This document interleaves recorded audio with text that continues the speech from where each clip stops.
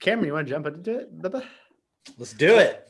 Because before we begin, yes, hit that like button, subscribe, share this with your friends. We've never done this at the beginning. Oh my God. God. Making sure. I literally thought you were talking to us. I thought you were talking to us at first. This is growth. Comment on that shit. So to really open it up, like we had our clubhouse yesterday, and one of the points that came up was basically wanting to change without actually having to change. So basically, another way of saying that is wanting a different result without the individual having to change. Yeah. Right. So it's like, okay, I did all the self-forgiveness on, me and Mitchell got into an argument, right? So I did all the self-forgiveness, I forgive Mitch, all that stuff. And the same thing comes up and I don't do anything different because I didn't actually understand anything more. I didn't change my starting point of my relationship with Mitchell or whatever. And I'm just like, why is this happening again?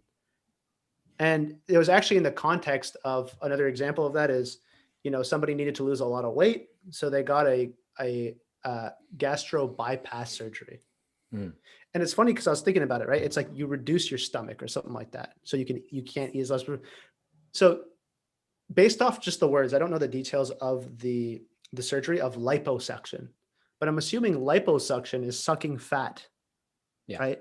And so I was considering the thinking behind, okay, the thing that's making me fat, let me go fundamental, right? The thing that's making me fat is I'm eating too much.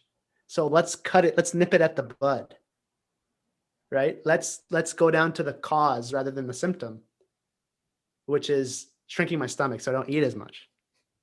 But Katie made this great point on somebody's post.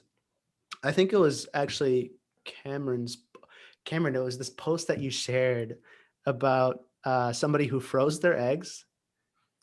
A lady who froze her eggs, who wanted to focus on her career. And then, when she grew older in her late 30s, she would find Mr. Perfect and get married and have kids. And basically all of her eggs went to shit and she fucking freaked out. And she was like on Bloomberg magazine, like on the cover, like I'm freezing my eggs to focus on my career, like this poster child. And then years later that happens. It's a really good how many people she influenced. Right. Yeah. And same thing when you were telling us. Now I'm rethinking that women having their own TV show thing I was saying earlier.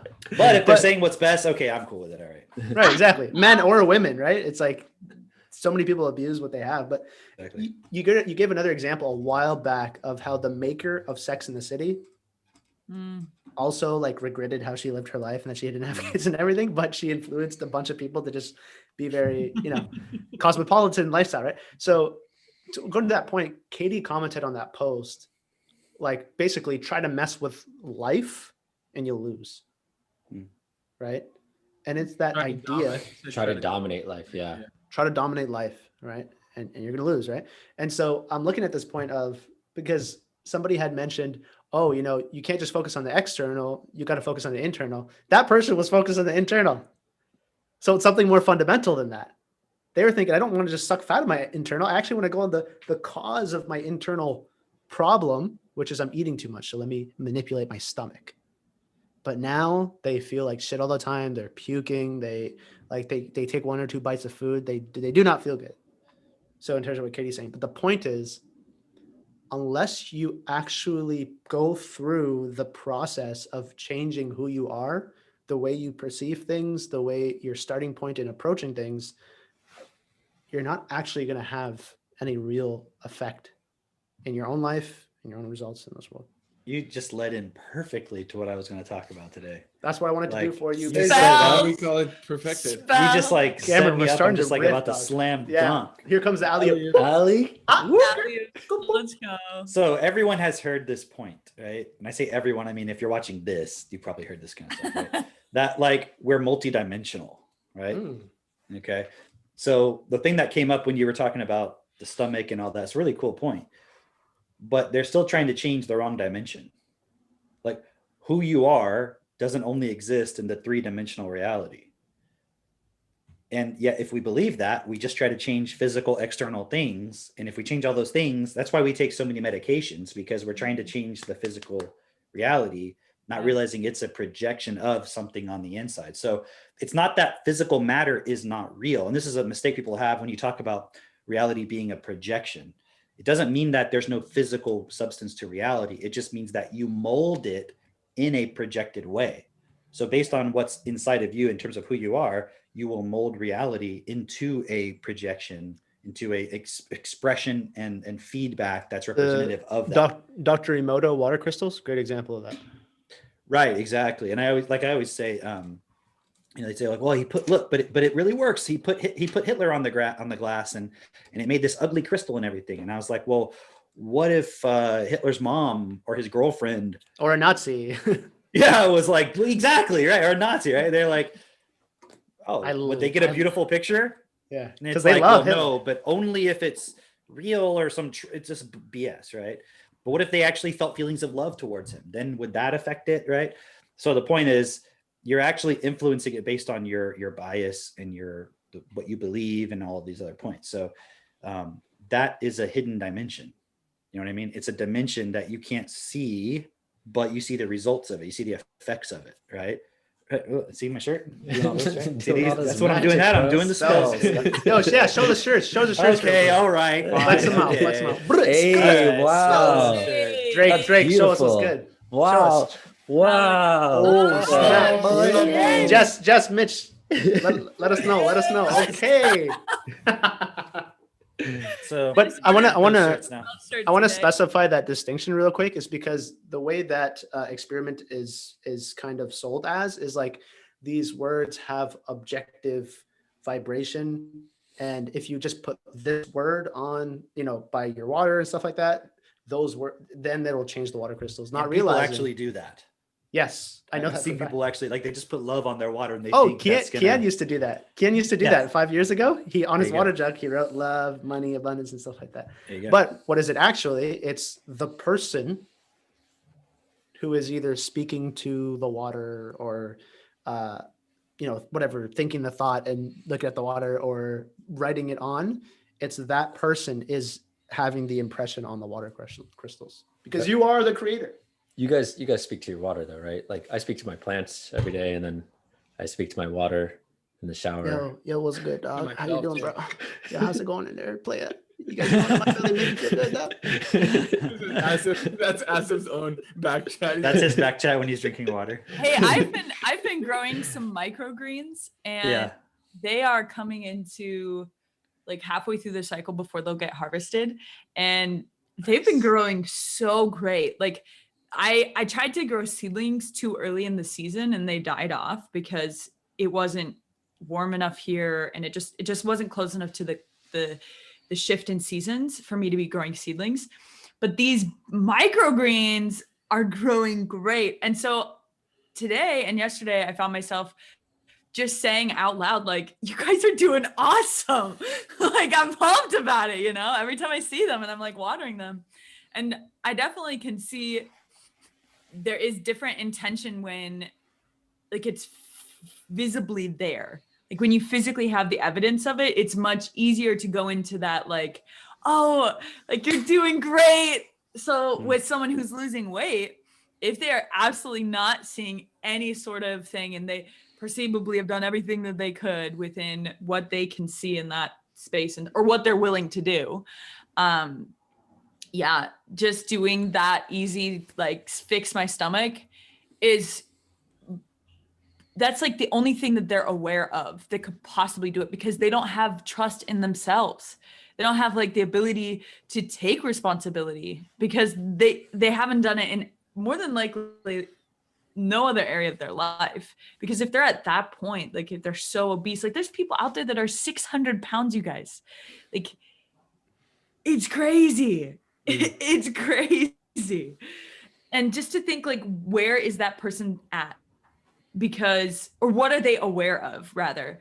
And I see it's more than likely very limited what they're aware of, because they've like let their bodies get to a point where it's very difficult, very, very, very, very difficult. And actually, when you're at that point of like 600 pounds, it's impossible for your skin to go back to what it would be if you were in like pristine shape without like a surgical procedure.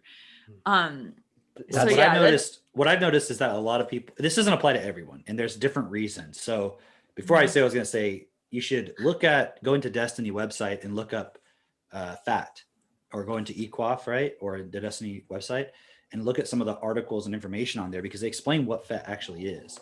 But that context will also make what I'm about to say make sense. But I've noticed that for me, let's say, who are obese, or just really overweight, a lot of times it's because of trauma. Like it's because of maybe sexual abuse or other things, and they're actually protecting themselves in a subconscious way from certain things, or they're insulating themselves. Also, Destiny explains it as having access to information in real time that you're layering your body with. So that's why I say really go and look at these things, right? And if you're not using Technotutor, it's probably just going to go right over your head, right? But the real point, though, is you can't only change the external if you're not changing the internal point, because the external is reflecting something that you're accepting on the inside, in the same way that the fact that there's poverty and war reflects the fact that we don't value life as human beings, that we're only valuing the fear of survival and continuing that whole cycle. That's all it is. And you might think, well, how is it that if you're afraid of survival, why wouldn't you do things that would ensure survival instead of things like war, which make it so that you're not going to survive? But does anyone question the fact that everyone is afraid of their survival? No, everyone's afraid of their survival. That's a fact, right? Yeah. That's a fact. And there's another fact that we have war and poverty and suffering. Yeah. Right. So you can't dispute that. Now you could argue about what's the cause of it, maybe, but I'm saying you can't dispute the fact that those both coexist. There is no person on this planet that is not in fear of their survival, because they're still afraid of what happens when they die, and they're doing things to insulate themselves. So in the same sense that the elite insulate themselves with systems and so forth to make sure that they're surviving, a person who's overweight could be insulating themselves with information, right? So that they're able to protect themselves from whatever thing that they're afraid of or whatever. There's another cool point within that of like what Asif and Jess were bringing forward with, like the person who, that quick fix for them of like, oh, okay, I'll staple my stomach, or, get a gastro bypass, whatever. Yeah, I think it's like they cut out some. There's another one where they cut out some of your intestines or something. Yeah. I don't know the detail. So like that solution for them is the same way that we in this world look at solutions, where it's like we're so far gone that we don't trust ourselves to take on the responsibility to actually do the work of changing ourselves. And so instead it's like, we need to put these controls in place, right? And instead it's like, okay, well, we don't know what to do. So make sure those people don't get, power or access to this, and it's the solutions that we have, even for, like we were saying this on the last podcast, the solutions that we have even for like global warming are from that starting point of like, or climate change, whatever the fuck they call it now, right? But it's from that starting point of, oh, okay, well, we're not going to be able to stop ourselves from acting in these ways or doing these things. So what we need to do is block out the sun. We just need to like block out the sun. That would definitely help cool things down. And like, that is such a ridiculous idea from the starting point of, you have no idea of all the minute consequences that will have on a greater scale. Like in theory, it makes, you can follow logically along in theory. Like, yeah, if it's heating up, we remove some of the heat by blocking out the sun, because that's the main heating source, and then it cools down, right? It's very similar to the stomach thing. Yeah. It's like, instead of changing your relationship to food, if that's actually the cause of your obesity, right? Because there's other reasons, but if that's the cause of it, and the solution is just, they put this band around your stomach in some cases, so it like, you can't expand it as much.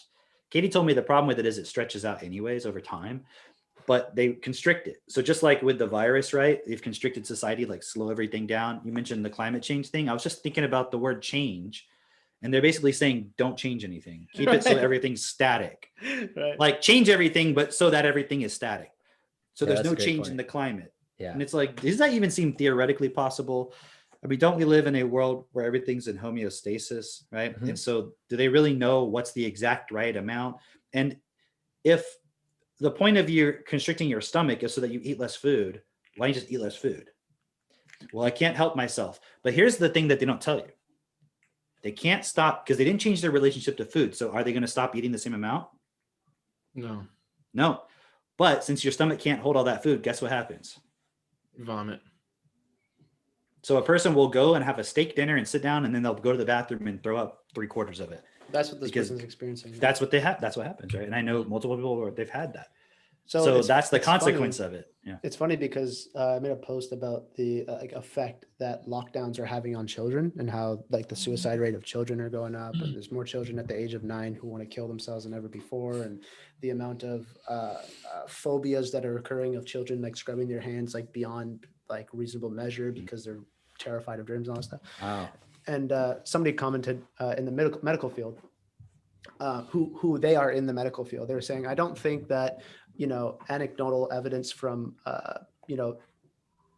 psychiatrists and pediatricians are valid sources of information to dictate health policy. And it's like unless we have real numbers and all that stuff, then, that like we shouldn't go based off that. And the first thing that comes up is if you have a health authority that is going to shut down your country and make it so children can't leave their houses, always have to have masks on their face, can they shut down schools, they're not going to see friends, they can't touch certain things, all this stuff, and you're not going to measure these variables. How little does that health authority understand about how the human being functions? And we're going to trust these same group of experts about let's just block out the sun, and we already considered all the consequences as fine. Plus, the anecdotal thing is funny because if you were putting someone on on trial for murder and you were going to convict them, would they use anecdotal evidence?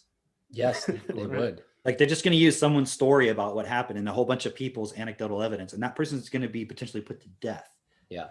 And then you want to act like, oh, but I was just thinking the reason why they don't like anecdotal evidence is because you can't manipulate it with statistics. Because somebody lived it. You can have like a laboratory experiment with like 100 children where you have them put one drop of soap on their hand and then you measure some electrical thing that happens and be like, so we can extrapolate from that. They don't really experience this high level of anxiety from washing their, and there'll be some thing that has no bearing on reality, but they can change the size of the sample and all these different little technical or statistical techniques to get the result that they're looking for. And then the way they present it in the media and so forth as well. But the anecdotal evidence is a person's story, which is very powerful and persuasive. It's like, how can we discredit that whole thing from happening, right? The word empirical, if you look it up, and for those of you who have Technotutor, check it out, right? If you look up the word doctor in Technotutor, doctor, the first definition of doctor, I remember I showed some people this. Actually, Mitchell, you did. Are you able to do it on your laptop? Just so you get the raw experience? Just the first definition that comes up. Doctor, verb, alter and make impure as with the intention to deceive. Oh shit. like doctoring evidence. Yeah. Exactly. Right. Oh. That's the first. We should trust doctors though. They're like, Right. I'm doctoring everything. So the second level doctor. I'm playing doctor. It's crazy because I experienced that firsthand with a orthopedic doctor who disregarded the information from my infectious disease doctor, which caused my leg to be eaten away by an infection, and the only thing he could do is amputate it. Oh shit. Wow. Yeah, and that was the solution. My mom experienced something very similar as well. Like as a child, she ran through a glass, those sliding doors. Yeah. And it cut like her, I guess a tendon in her thumb, right? Mm-hmm. When she went to the doctor, they told her, oh, this tendon is traveling down your arm towards your heart. And so we have to stop it like midway up her arm to catch this tendon so that it doesn't, go to your heart and you could suffer some more severe consequences. And so they cut in her arm. Like you can see on her arm, there's a scar, a really long scar that goes the length of her arm, and it's like it's gnarly. It's gnarly, and it's been there ever since I've known her, right? And then later they found out like, well, that was obviously not true. That's obviously not how that works, and they ended up suing that doctor. But she still has this scar to this day from this doctor manipulating things so he could get more money, right? Wow. Yeah. So that is insane, right? So it's like, it's not to say that doctors don't know anything, but why not trust? Like, how much do you trust a philosopher that they actually fucking understand reality? None. Yeah. Like somebody with, right? That's what a PhD is, by the way. It's imagine they just studied like Kierkegaard. And Right, it's like, exactly. they don't know anything about anything else. It's like, I know for a fact that I know more than a philosopher about existence. Yeah. I know that for a fact, right? So it's like, and they could study however long, right? It's a philosophy degree, a PhD, right? So the word empirical always stuck out to me because when you're looking at equations back in high school, right, in physics, it's like measure this versus the empirical data, right? Like the real data. And I look up the word empirical, and I was going through this a bit ago. And the word empirical is derived from experiment and observation rather than theory. And the second definition is relying on medical quackery. So I just wanted to put this into context, right? It's like, right. Quackery. You call doctors, that's total quackery, right? But what's the definition of quackery? Medical. It's like, what it's comes that, up? It's that bread that you break and it snaps, right? It's like really, Quackery. we're not talking about quackers. We're not talking about the Eucharist, okay? Okay. That's another level of quackery, okay? That's so cute. But what comes up when you hear that? That's just quackery. That's medical quackery. Yeah, it brings me back Crazy. of people saying like, It's a quack. Yeah, they're out. Like chiropractics are quack. It's a sham. It's fake. Yeah. Quackery, medical practice and advice based on observation and experience in ignorance of scientific findings. Within and of itself, Wow. I'm not saying quackery is per se perfect, right? Like that's the way to go. I'm just saying in and of itself, why is that bad? If the scientifically publicly published information says that this is not a cure for cancer, but you have used this and you've cured 1,000 people, but you didn't document it in a scientific article, that's called Quackery. Quackery. Fuck. That's cool. But who would you want to go to? The person who's following the scientific studies or the ones who have where 90% of their empirical patients suffer and die? Right, exactly. Right, 94%. Or do you want to go to the person who's practicing quackery? Quack. Yeah. Fuck. Give me the quack. Give me Who the has- quack. I has the want the empirical quack. evidence, right? And that's Are what you that's addicted to quack? I'm addicted to quack. Okay. and that's empirical evidence, right? So here's the point, just to bring it back to what we're talking about in terms of dimensionality. And I want you to go into the detail of that, Cameron, in a bit. But and this really clicked for me. I'm glad all of you are becoming dad joke experts. By the way. I feel like my influence here is complete. Absolutely, 100%. Is when Cameron was putting into perspective, what is the starting point of scientific studies? I remember I was looking up a scientific study, but I was looking for proof that masks actually, or that viruses actually travel airborne. And I found a scientific article. It wasn't an article about proving that it travels. It was just an assumption that it travels airborne, and then they were talking about masks after that. But the people who funded that study, I just clicked on the links. I looked at the names. I'm like, hey, this University of Texas. Okay, I looked that up. And it's like Bill Gates' buddy that are both part of this thing. I don't know if you guys know about this thing called the Giving Pledge. I don't know if I talked about it, but like Warren Buffett and Bill Gates. It's like all these billionaires who said, yeah, we promise we'll give away half or more of our wealth And like basically the stats are like basically none of them have done it, and their wealth has like doubled. Like, but they gave it to their foundation, so technically exactly. And the people who did do it, they gave it to a private foundation where their families are benefiting from it and stuff like that, right?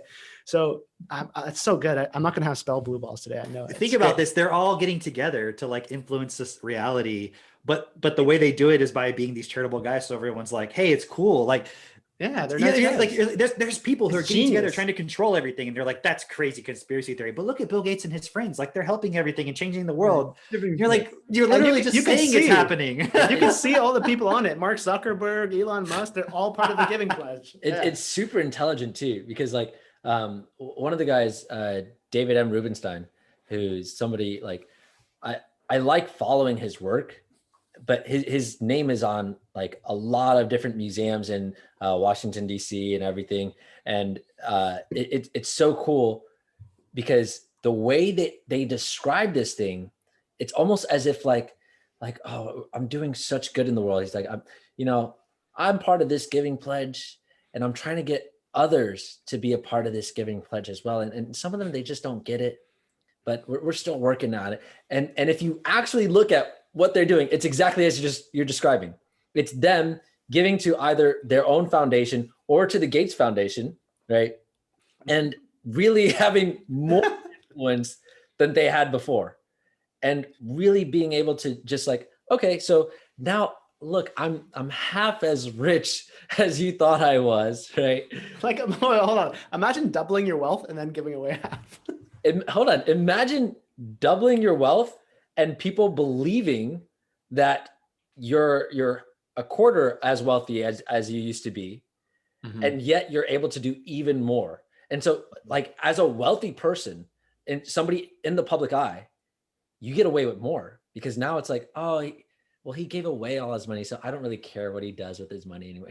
He's a good person. He did. Well, you see people saying like, "Oh, Bill Gates is a good guy. He's doing so much good in the world and everything." Whereas like 10 years ago, they would have thought he was evil or something. You know? Right. Right.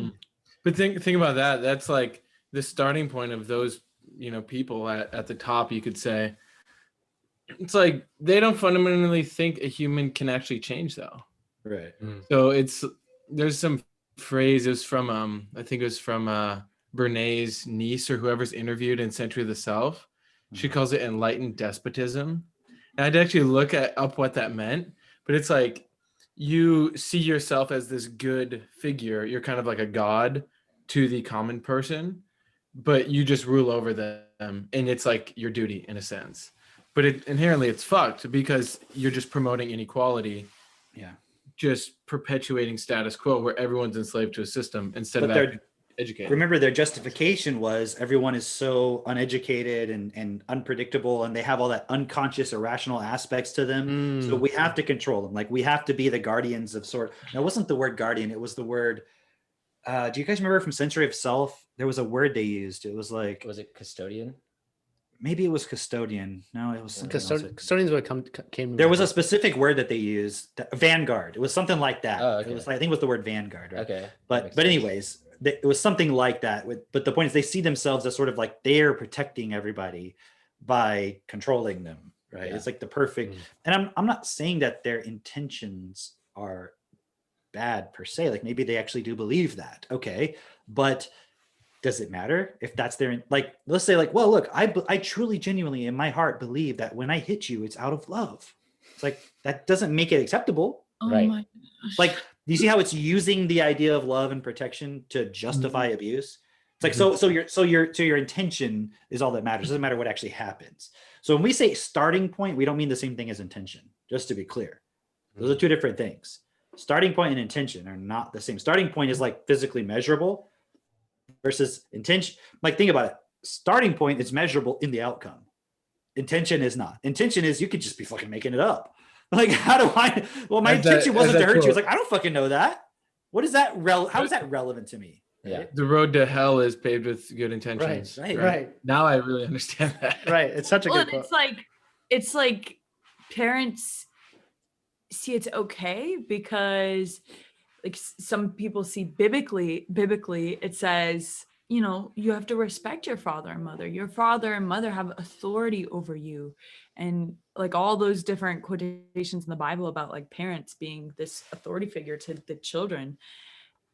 And that as if that gives them the right to do whatever it is that they see fit to control and manipulate this child, whether that's beating them or yelling at them or sexually abusing them or, you know, whatever it is, like they have the authority so that they can do it's justified, their behavior.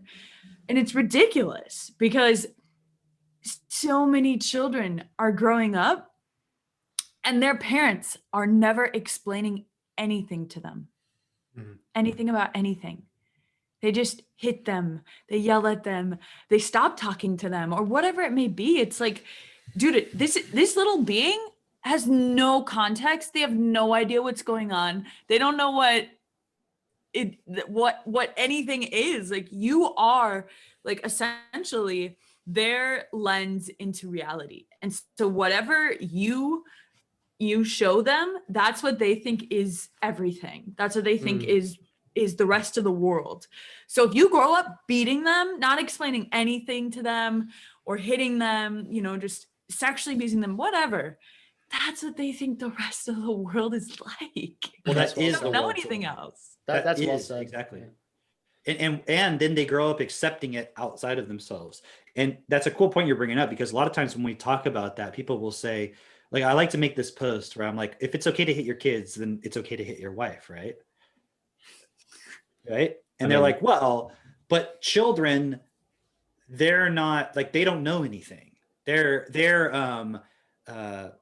not self-responsible. So, but with your wife, you know, it's not your place to do that because she's an independent, you know, person and so forth, right? And it's like, but that point you just made, which is, okay, if a child is behaving a certain way and my wife is behaving the same way, under the logic of it's okay to hit my kids, wouldn't I have more of a right to hit the wife? Yes, Because she should know. She should know She better. knows better. Like, Right. she's deliberately fucking around. And it's like, well, who are you to tell them what they should be doing or not doing? And it's like, then if that's the case, then who are you to tell a child?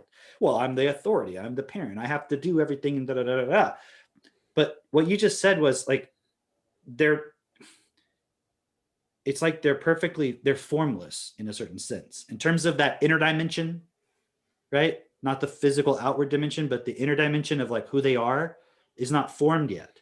So the way you treat them is forming that over time. And so if you hit your child saying, well, I'm teaching them consequences, for example, what consequences are you teaching them, right? So playing the devil's advocate side, the person would say, well, if you walk across the street, you're going to get hit by a car. It's like, but if let's say you come home and you find in the garage a little pile of matches, and they've clearly been playing with matches and burning some stuffed animals that they have, like just singeing the hair on the stuffed animals because they're just wanting to experiment and know what it's like. They don't know any different. They don't know the consequence potentially that it could burn down the house. The father comes home, he discovers it in the garage, this little pile of matches next to a burnt, singed animal, and he immediately goes to the child angry, like, where are you playing with matches? And the kid's like, and like they don't want, because they know he's angry. So they're like, and then they're like, no, what are you talking about? Because they don't know that the parent saw the evidence, right? And now the child's like, no. And the parent's like, now you're lying to me. Now you're going to get double spankings this time. And then they start spanking the child. And the parent's like, because what was the parent's starting point? They were afraid, like, oh, fuck, I was at work all day. My kid was here by themselves. And I come home and the house could have been burned down. My kid could have died. I would have gone to jail. I wouldn't have a home. I'd have to pay for that. Even if the kid wasn't hurt, our home's missing. Now we can't afford to live anywhere. Like all this survival stuff, right? Question is, why was the kid home by themselves? Why did they have access to matches, right? Why wasn't the kid, if this kid is like, let's say 7 or 8 years old, why don't they already know that matches are dangerous? It sounds like that parent should have been spanked. Right, yeah, they should have been spanked for letting that whole thing happen, right? Exactly. But When the police come over, that's what they do. This parent was spanked a lot as a child. Yeah. Okay. Okay. But in this context, why didn't they educate the child properly up front? Because like you wouldn't come home to my house and find that situation. because my children understand what matches are, what the consequence of fire is, etc. You can leave matches sitting on the counter. They're not going to go and start doing it. If they wanted to, they would come and talk to us. Plus, at an age where they're so dumb, they wouldn't know not to play with matches. They would never be left alone anyways. You know, and for our kids, that's much younger than most people's kids.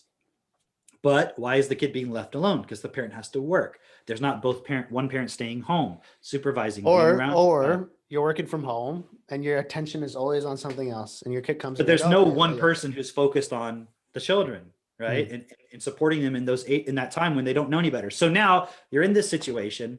The parent hits the kid. Does the kid does the kid now understand why they shouldn't play with matches? No. Not at all. No. All they know is, okay, I got hit, so maybe they're not likely to do it again. Right? But does it change their level of understanding and curiosity or anything like that? No. And let's say they never play with matches again, okay? Because they got spanked, right? Problem solved, right? Okay. So now they're an adult. They're driving down the street. And there's a person walking across the street, and they speed up to try to get past the person and they end up hitting the person. That was a consequence, right? But how come the spanking about the matches didn't teach them about that consequence of speeding up, trying to get past that person? Because how are the two things even related? But didn't they do it? Because if you don't spank them, they won't learn about consequences. So if that's the case, okay, problem solved. They don't play with matches anymore. Well, now it's like, it's their wedding night, right? And the wife's like, can you light some candles? I want to, get a little freaky, right? And you have some like relaxed candlelight and, get, in the mood. Hey, Cameron, I respect that it's not about prenuptial. Right. I don't know why candles are freaky, but my point, right? But I like that. But then within you, till marriage, that's good. Within you get this charge coming up.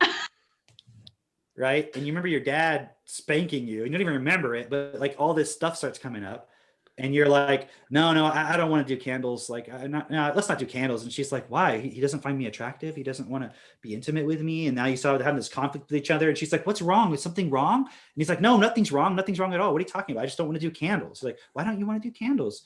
Just go light the candles. It'll be fine. And he's like, why are you pressuring? What? Oh, I knew we shouldn't have got married. You know what I mean? It's like this whole other thing that's got nothing to fucking do with anything except like subconsciously, you're like, my dad's going to come and kill Dad, me. why'd you hit me for using the candles? Back to my marriage. It didn't teach the child anything. All it did was satisfy your fear that when you're not at home, they're not going to burn the house down. So the person who says, well, you got to teach it, like the person who immediately says, I have to spank my kids because they have to learn consequences. That tells me right there that person has low vocabulary. That'd be like saying, well, I mean, guys, you have to eat 5 pounds of steak every day, otherwise you wouldn't have any protein. Wouldn't anybody be like, what are you talking about? Like, you don't have to eat 5 pounds of steak to get protein. Like that doesn't even make sense logically, right? Yeah. It's obvious. That's how obvious it is to me when someone says I have to spank my kid to give them consequences, or they're gonna not learn consequence. I'm like, what? That makes zero sense. Like, how did you get from here to there? Like, can you explain the logic? Well, in the Bible it says, "Spare the rod, spoil the child." You're like, Bible. Okay.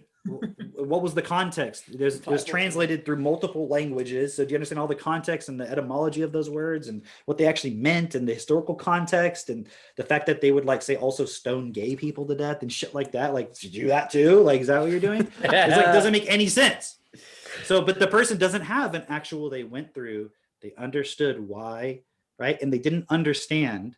And this is where I really think it comes from, is that original point Jess was saying, which was how precious a newborn child is. And this really became clear to me as I studied Bernard Pullman's blogs, because he even uses that statement, how precious a newborn is. And you start to realize like, oh, wow, this is a big responsibility that I have to shape this environment of this new being as best as I possibly can within the context of the way things are, and change that context if possible to support them to really be here and to be alive and not to be in fear.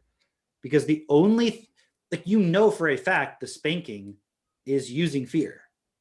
And then you have the parents who say, well, but I didn't spank them that hard. Or the person says, I was spanked as a kid and I'm fine. And you're like, really? Your parents beat you and you're fine? They're like, well, I mean, they would spank me, but it like didn't even hurt. Well, then it didn't do anything. Like, so what you're saying is you're sitting there, you're playing with the matches. Dad comes home. He comes over to you and says, hey, you shouldn't be playing with those matches. Just pats you on the back, like a little. I'd be like, oh, cool. He thinks I'm doing a good job. Let me make a like, what's being communicated if they just give me a little light cap? There's nothing being communicated there. So that's bullshit if somebody says, well, I wasn't spanked that. I didn't feel it. Because I'll tell you what, when I told my mom that I didn't feel it when she would spank me anymore, like it doesn't hurt, she started getting out a coat hanger. Yeah, dude. That's like she was like, yeah. And I was like, fuck, why did I tell her that? It was almost like a, haha, you can't hurt me. Like, yeah, it doesn't even hurt. She went so I know the intention was to fucking hurt you. Yeah. So you're afraid. But the problem with that is, as a child, you don't know what you're supposed to be doing. It'd be like if I gave you an algebra book, you hadn't even opened it, and I said, solve this quadratic equation. And I told you the equation, and I was like, solve it right now. And you're like, I don't know. And you just smacked them.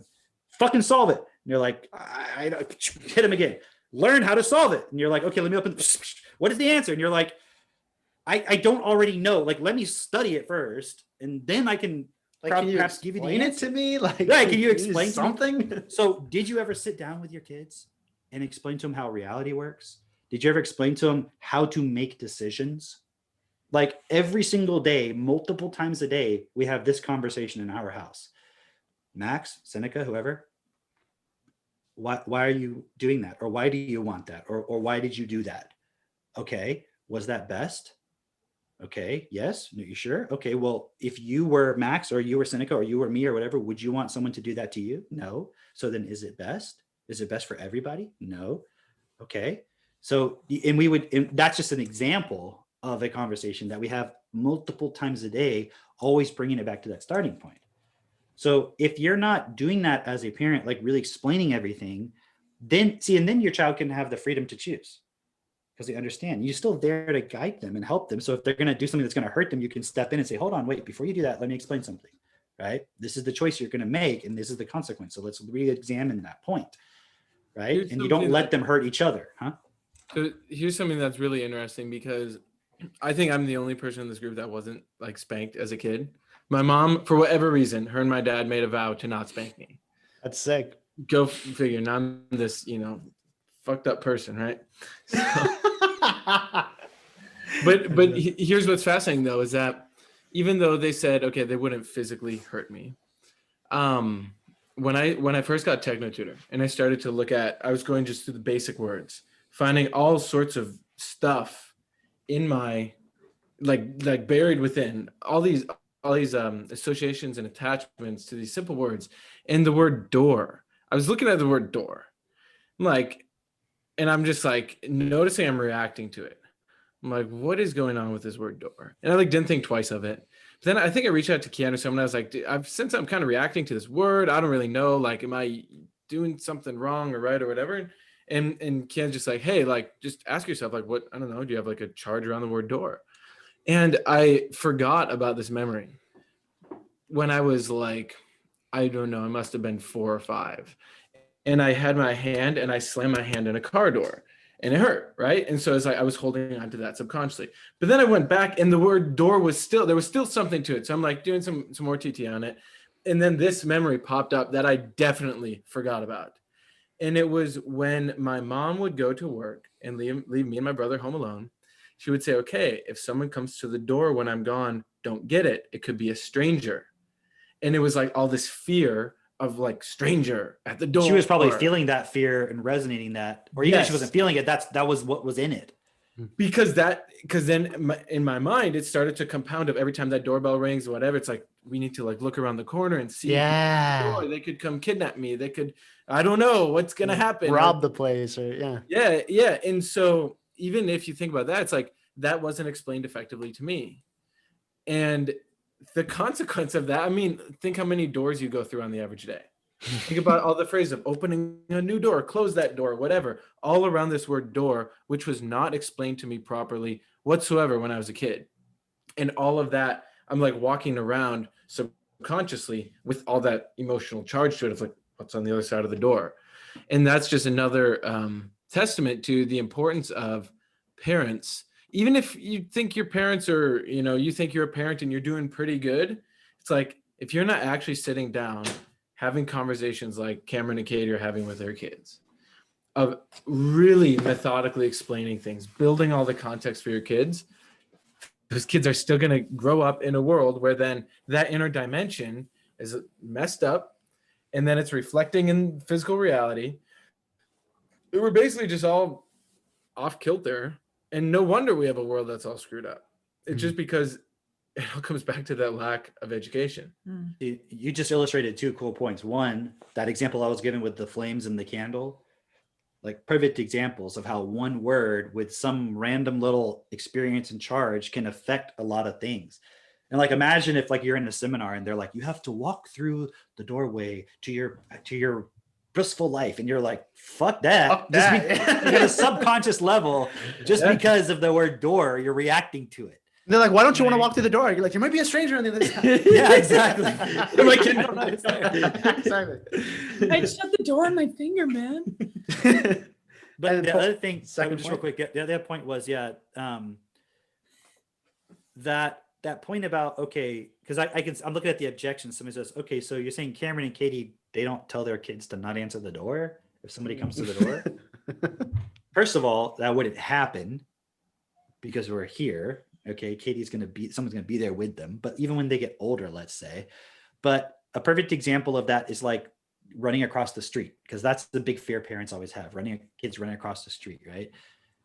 Like, we explain to our kids, if you're in the street when a car comes, they may not see you because you're very small. Like me, they might see me, and even then I still don't just stand there and not pay attention, but they may not see you. They may be driving too fast, they might be distracted.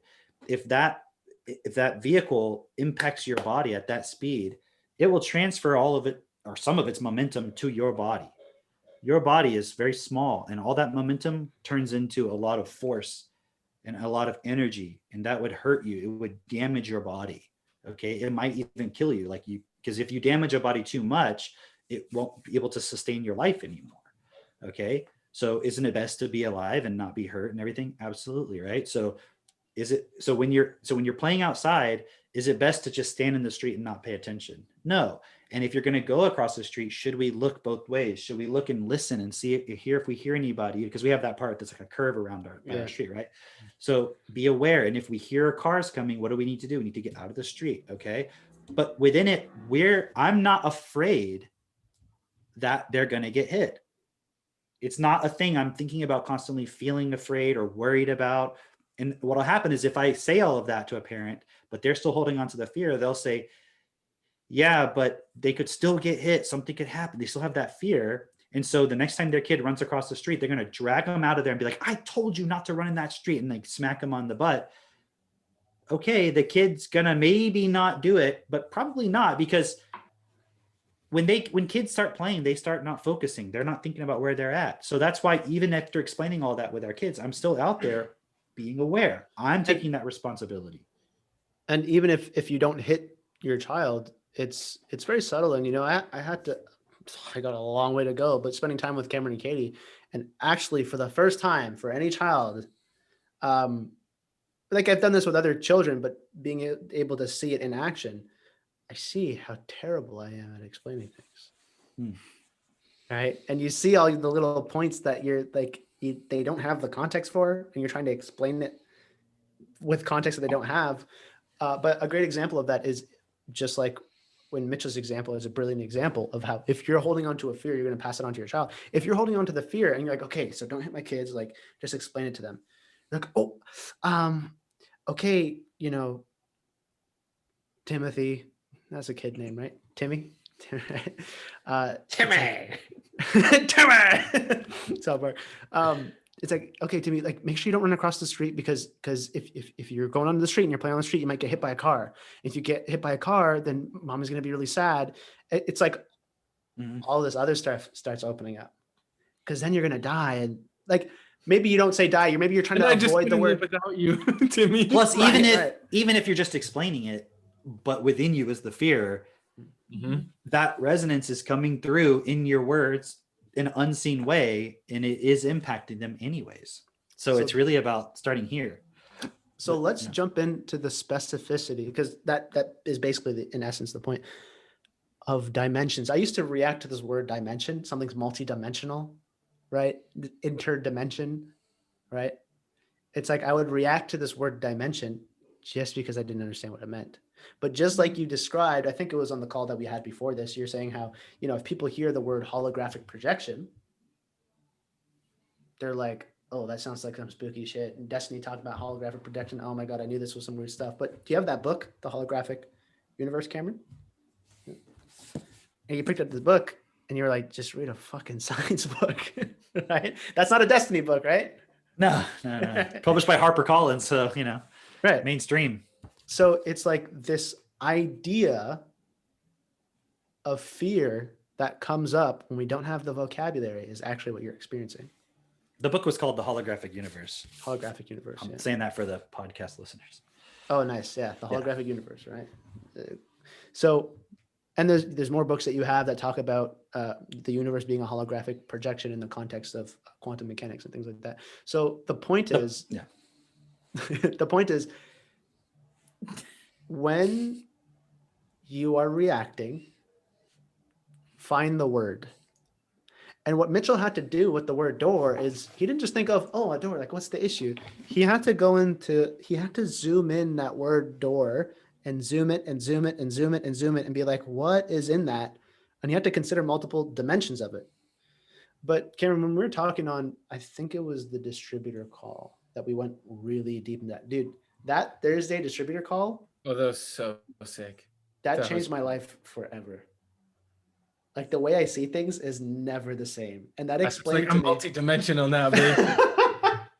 It's like, I understand like the drugs, why people take drugs, the ayahuasca and the DMT and the like where people get trapped. I understand why spiritual people are talking about going to the fifth dimension, all that stuff from like a 1.5 hour meeting. And it blew my freaking mind.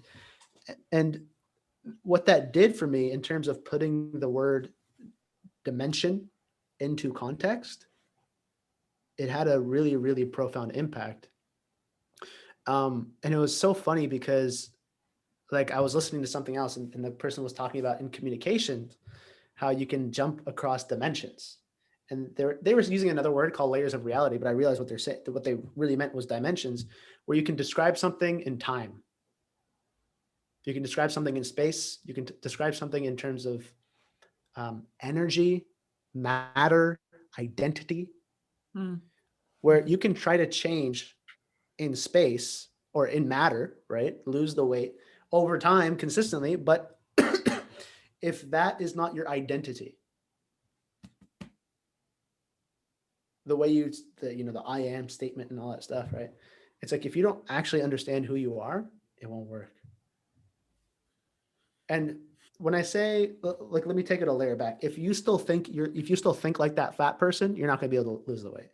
But the real fundamental point, whether we're talking about weight, we're talking about money, we're talking about relationships, we're talking about the political landscape, a political structure, a system.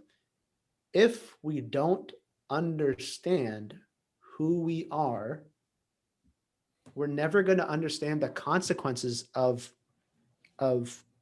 stifling or really emphasizing just one point of ourselves, in the same way that if you block out the sun, there's going to be a bunch of consequences that you're not even considering because you don't understand like fucking how the sun works and our Earth's reliance on the sun. Well, right. So like, yes, absolutely. You have to look at who you are within everything. And also, though, a huge thing that I've learned since I got exposed to Technotutor and all you guys, is understanding what your vocabulary really is, and understanding how these words that you hold inside yourself and how you're defining those words thus shapes how you can mold reality. And so, I don't know if the mic's good right now, but there we go. Yeah, perfect. I didn't realize that was the issue. Cool. What I had to then see for myself, so like I've been reading Bernard's blogs and how he talks about, well, it's kind of two things here. It's one is like looking at these words and then living words, like choosing to, let's say the word confidence, right? You want to live the word confidence. It's like you have some energetic image in your mind of what confidence looks like. It's like a guy in a suit or some shit, right? But in reality, there's a best for all definition of confidence. And that best definition is the one that we need to align ourselves with if we want to create the best outcome, if that's who you are. So it's like you got who you are, and then you have these words that are tools to thus make that into real reality. Now, the other part is when Bernard starts to explain, I forget what day it is. It was around day 100 in the blogs. And he talks about having words. Cam, maybe you know this, or I know Drake, you've read all of them. Getting the words to be like the mathematical best for all definition. So you get your entire vocabulary to be all defined in the best way. Thus, you basically create all the time 24/7 with every word that you speak, you create the best version of reality. And now that's like some next level. That's like the most next level shit I think I'd ever heard. Because if you look at every single thought, everything you got going inside can be broken down into words. But what are the definitions of those words? For me, door, before I used TechnoTutor, door was this thing where I should be afraid of it. Like gateway to danger or some shit. And just to clarify, Mitch, like, did you know that you had that reaction to door before using TechnoTutor? Not at all. So was it I was even just something like, that door? It's a door. It's a thing with hinges. Right. So it wasn't even something that you perceived. Right? Exactly. But then you start using TechnoTutor, and for those who have TechnoTutor listening to this, you know the process. But it's like it opened up that inner dimension. Did it open up the door? And I'm like, damn, like this was in there the whole time. And now you guys have this really nice house with lots of doors. You got lots of doors. So before you didn't have as many doors, right? That's why all you have to do is work through your fear of doors, and you will be able to have. And when you lived in a condo, you five-bedroom had house, the door that was next to a whole bunch of strangers. So yeah, and that's really worth considering and looking at, because so like here's an objection. Let me toss an objection. Right. So Mitch, you're saying that I just redefine the word confidence. Like, does that mean I just pick my own definition? What if everybody picks their own definition? Then everybody has a different definition of the word confidence. I mean, I like that evil laugh.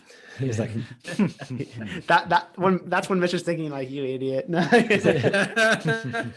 here's like I said best for all definition. you fool. Yeah, I'd be like, it'd really be like, okay, who are you and what are you here to create? So what would be your answer to that? Oh, fuck, Mitch, you got me there. I never considered purpose in life. Damn it. Do you have a podcast that you can recommend that'll help me with that stuff? But isn't it already the case that everybody's already accepted essentially the same definitions?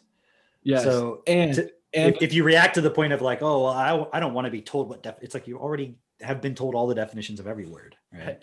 Well, exactly. And that's the whole, that talk that you gave a while ago, Cam, The Secret Behind the Secret, it's up on YouTube, is explaining how that vocabulary is primarily put into you in those first 7 years.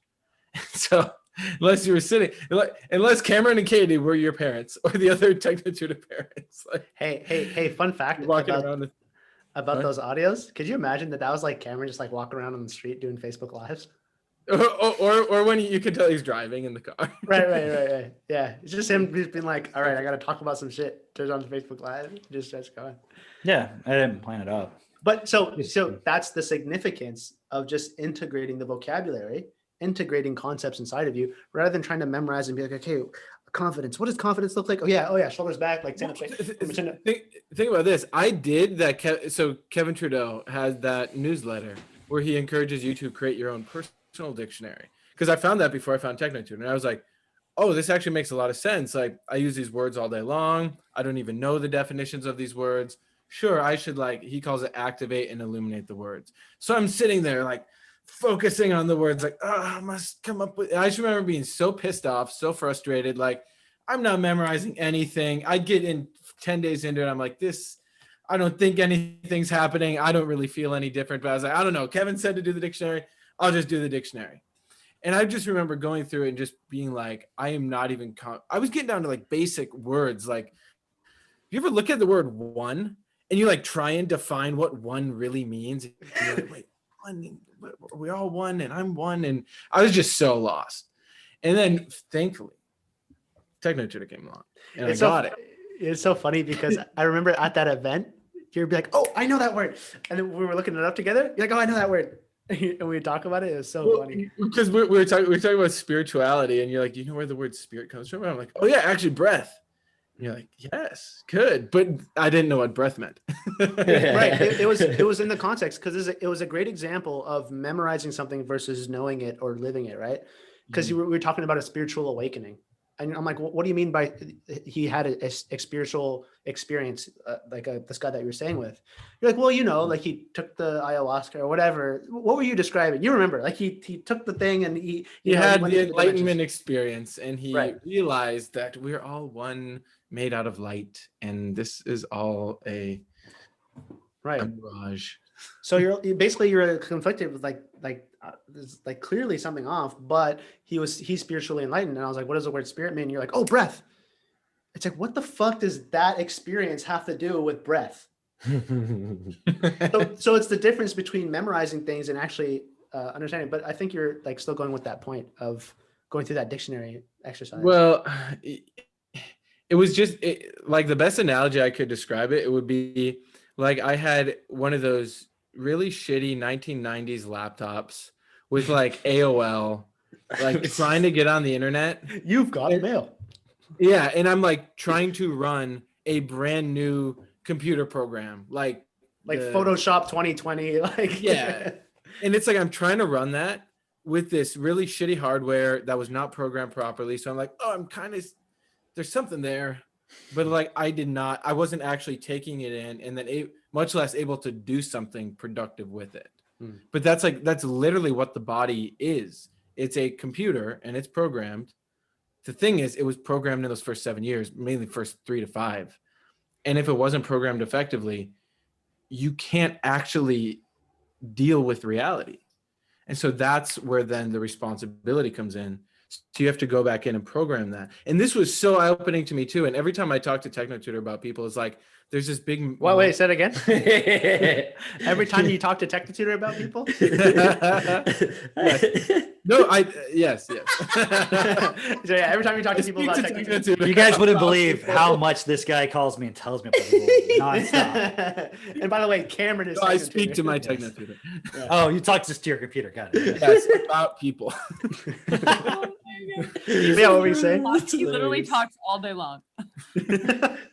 Yeah, what were you saying? Every time you tell people about that, where people have this moment of cognitive dissonance of realizing, wait, you mean to tell me I went to school for all those years thinking that I was learning, when in reality I did all my learning in those first 7 years, and then it hits them and they're like, wow, everything in this reality we're taught, school system, you learn from your parents, you learn whatever. It's that's not learning. That's just memorizing. And then you have to look at, okay, if I really want to live a good life and be this better version of myself or whatever, you have to then apply the self-honesty of realizing you got all fucked up. But good thing, there's a way to fix it. There's a way to perfect it. So does that mean that the person who's suggesting this Photoshop new upgraded exercise is wrong? No. Does it mean that people will take that and be like, oh, I was part of Jin for some time, but I don't know, I was trying to do the teachings and it didn't work. It's Jin is not the problem. No. Jin is not the problem.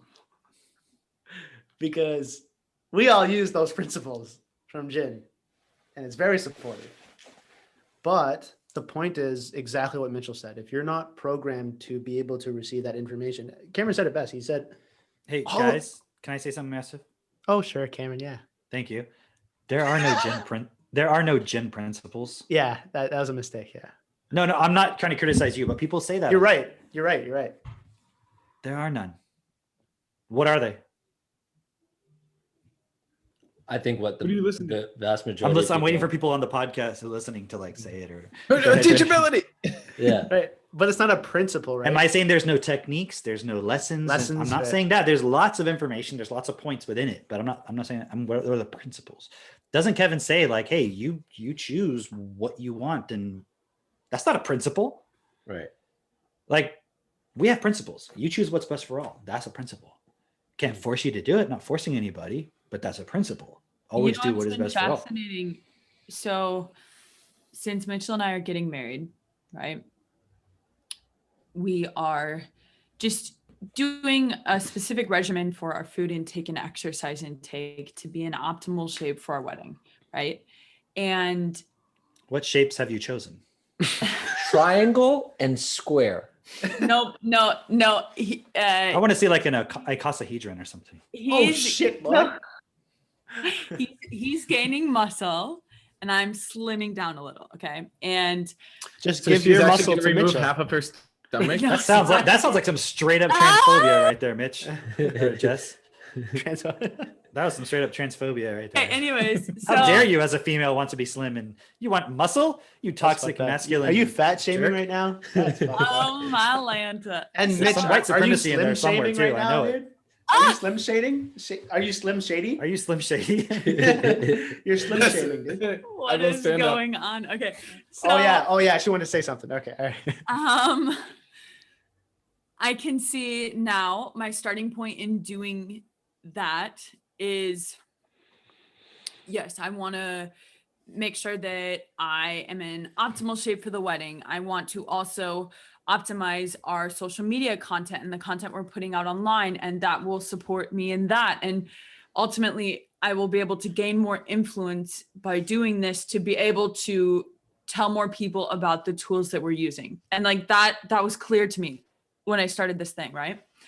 As opposed to previously in my life, I had done all the things and bought all the pills and tried all the diets and did all the things to try and, get into this illusionary shape in my head that I'm like, oh, this is what I need to look like.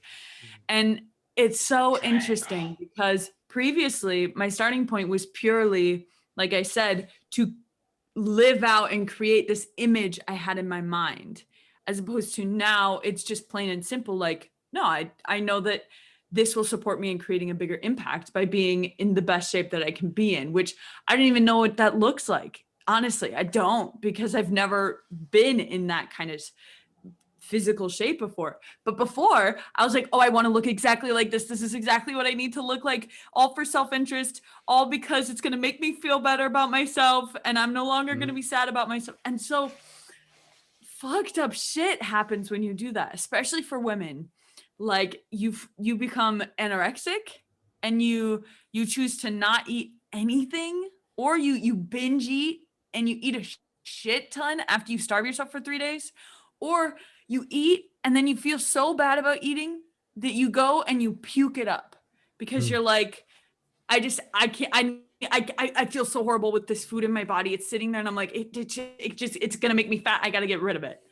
And now I'm at this point where I'm doing this with Mitchell and it's night and day difference.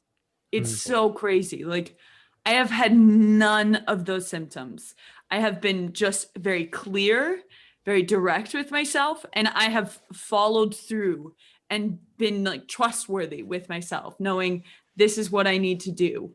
And it is astonishing just who I am now as opposed to who I was a year ago.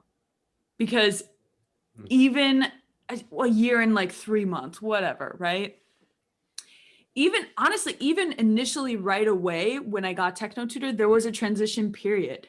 It wasn't like immediately everything just totally changed. It was like, no, I had so much to work through. I had to start going through and doing a bunch before I saw the repercussions in my life. But as soon as I did, and like now, like in July of last year, I did a 30-day juice fast where I only drank juice. Like I would have never been able to do that before. I would have never been able to stick. And then Mitchell did it for like a couple of days. He was like, "Yeah, fuck that." Like, Yeah, I did it for 2 days. And then I was looking at it and I was like, "Dude, I get it, man. She's a beast for doing that." But it's you guys hear me? Yeah. Yeah. But it's like your starting point, but also are you clear within yourself, right? Because if I hadn't used techno tutor for this whole year and I tried to do what Mitchell and I are doing right now, I would be trying to take it to the extreme. Then the next week I'd be like, oh my gosh, I'm craving all this sugar, and I'd be eating a bunch of sugar, and just I'm become so much more stable within myself, which then I can be stable within doing, like, sticking to a specific plan when it comes to food intake and exercise, which is just, it's easy. It's easy now, which is just so crazy because it never, ever, ever used to be that way. So I'm not even sure how I got off. But look at the starting point part It's really of what good. you're saying. It's really cool. Yeah. Because the before, I mean, you said it, but I'm also making some assumptions. It's like you're just doing it to make yourself feel better, right? I mean, I've been there too. Like, I get it. Versus now, the way you guys are getting married, the way you're promoting things, your house you're choosing now, all these different things in your life, it does benefit you. So it's best for you because you feel better about yourself, all those things that you were looking for anyways. But the reason why you're doing it is because you're like, I can use it as a way to support others and influence and support people to change. So this is a perfect example of what I say a lot, which is all those things you want. When you do what we're talking about, you get those too. It's not like we're saying it's not about sacrifice, which is what a lot of people do. So they think, oh, to make a difference, I have to give up on my money. It's like, that's not going to change anything because Bill Gates is going to have way more fucking influence than you. Right. But by presenting yourself as someone some people want to listen to in your particular context, you're like, I want to look a certain way because if I look at that way, then I know I can influence certain people. And you're not doing it in a way that's harming you. You're doing it in a way that's supportive. And then the feedback from that is you have more influence and you start to feel better. Because, like, let's say the issue was you're eating a lot of junk food. Now you're not eating it anymore. But before, the person who tried to stop eating the junk food, they still wanted it.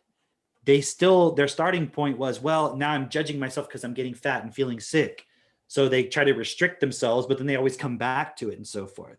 So this is the key point, especially for younger people like you guys, is like, if you want to have all these things that you're seeing online as, oh, be an entrepreneur, have this amazing lifestyle, all this stuff, choose the best purpose possible, which is doing what's best for all, walking this process, joining these groups that we're a part of, make that your purpose to make the world a better place for yourself and everybody else. Because then within that, you have to do exactly what you guys are talking about. You're living the principle of who do you listen to?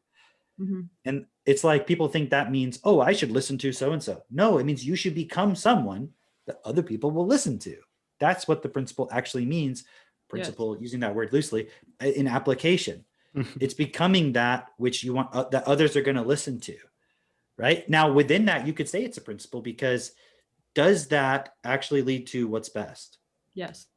It actually is one of the destiny principles, living the principles visibly. Exactly. Right. That's so it's within this context. Exactly. Right. But if you just say, who do you listen to? Is that in itself a principle? No. Because what's the starting point of saying that? Well, you could be like, well, I want to scam people out of millions of dollars. So I'm going to rent a Ferrari and put it next to something and then be like, look, I got this Ferrari by reading all these books. You should buy my course, and then people will do that. But what was your starting point? Are you actually going to support them to actually change? No, you're not. So the starting point was just greed. It wasn't real.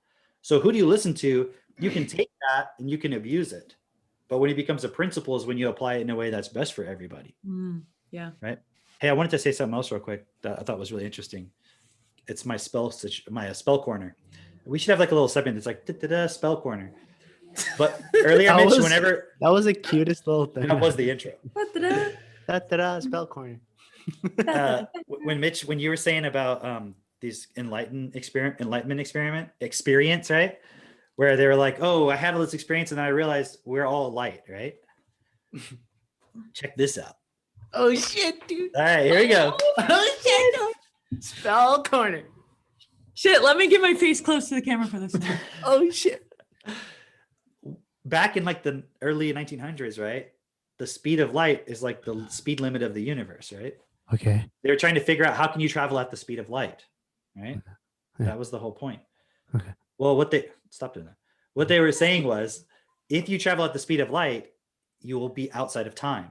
So the only thing that can travel at the speed of light is a beam of light, but it doesn't experience time. Okay. So the photons from the beginning of the universe are the same photons. They never age. So how do you get outside of time is by traveling at the speed of light, right? That's how you enter the next dimension. What's my point here? If you believe all you are is light, meaning that's like the limit. That's saying that you are traveling at the speed of that, and that then you don't exist. But what I'm saying is it's the speed limit. You can't travel at the speed of light. Yeah. In our reality, think about the matrix. What is it? It's just information. It's just light. It's knowledge and information that's trapping you here. Because what's the knowledge and information that you have? It's all the bullshit you believe about yourself. Yeah, dude. Right? It's the misdefinitions of words versus if someone supported you from a young age to understand the definition of every word and know that you are life and all you are is the principle here to do what's best for all. That's who you are. There's no need for more identity beyond that. Any identity beyond that is just something you're choosing to adopt. And if you choose to do it in a way that's best for all, like you were talking about with your social media and Instagram and all that stuff, that's cool. But you know it's not who you are. Versus the person that says, oh, I'm fat. I'm a fat piece of shit. I'm so ugly. I'm this, I'm that. It's like you are defining yourself with knowledge and information. You're enslaving yourself. That's just knowledge. That's just information, right? If you do that, you're never going to access any higher dimensions of anything because you're trapping yourself within just these 3 dimensions always forever. And the problem is, and so here's the cool thing. How do you access the other dimensions? Well, what are the dimensions that are outside of time? Think about it. When someone said something to you when you were 4 years old and you still believe it, you're still accessing the past. Or if you still experience the emotional reaction right now. Right. In other words, it's like you're going back into that time. You're going, so you're traveling through time and you're reliving that experience, that conclusion, and you keep reliving it over and over and over and over. Right. So how do you actually take responsibility for that? You forgive yourself and you change it. But forgiving yourself is the most important. You have to be honest with yourself and you have to forgive yourself, right? This is the technology of how to access the higher dimensions. That's what we were talking about. This is the cutting edge. There's nothing beyond this. And here's why I say that, because I want you to imagine for a moment. Well, actually, let's go back for a second. We're talking about like the speed of light and all that stuff, right? So, you guys have heard of Einstein, right? Does anybody remember his famous equations? I knew you were going to do that. Asif's not just a pretty face, everybody. He's way smarter than he acts. But do you guys remember what was his famous equation? Do I remember? Theory of relativity. E equals MC E equals squared, MC squared, right? Everyone, I don't know. Do y'all have this memory? I had this memory of being a little kid and it was like on a poster, right? Or yes. Somewhere, and it's like, there is that equation. Whoa. Like what the fuck does it mean? I never knew. Nobody fucking knows what. I mean, I'm not saying nobody knows. What I mean is like the average person, they're like, yeah, E equals MC squared. Like Einstein, yeah, he was like E equals MC squared. That's like when someone says, I think, therefore I am. They're like, yeah, right. Like, but why did Descartes say that? Why was he saying it? What's the meaning behind it? Right? It's just like this thing that we know. Know thyself. Right. Okay, so all it is Theory saying is stood that for him. matter. Huh? That was him. That was Einstein within a theory. That was Einstein theorized. That is Einstein. The theory is Einstein. Just the equation. Okay. So all it is saying though is that matter can be converted to energy, right? Yeah. So he came up with this equation. It was a part of solving some problems he had about trying to figure out the nature of light and reality and all this stuff. So he figured out you can convert matter into energy and that it was in direct proportion to the amount of matter times the speed of light squared.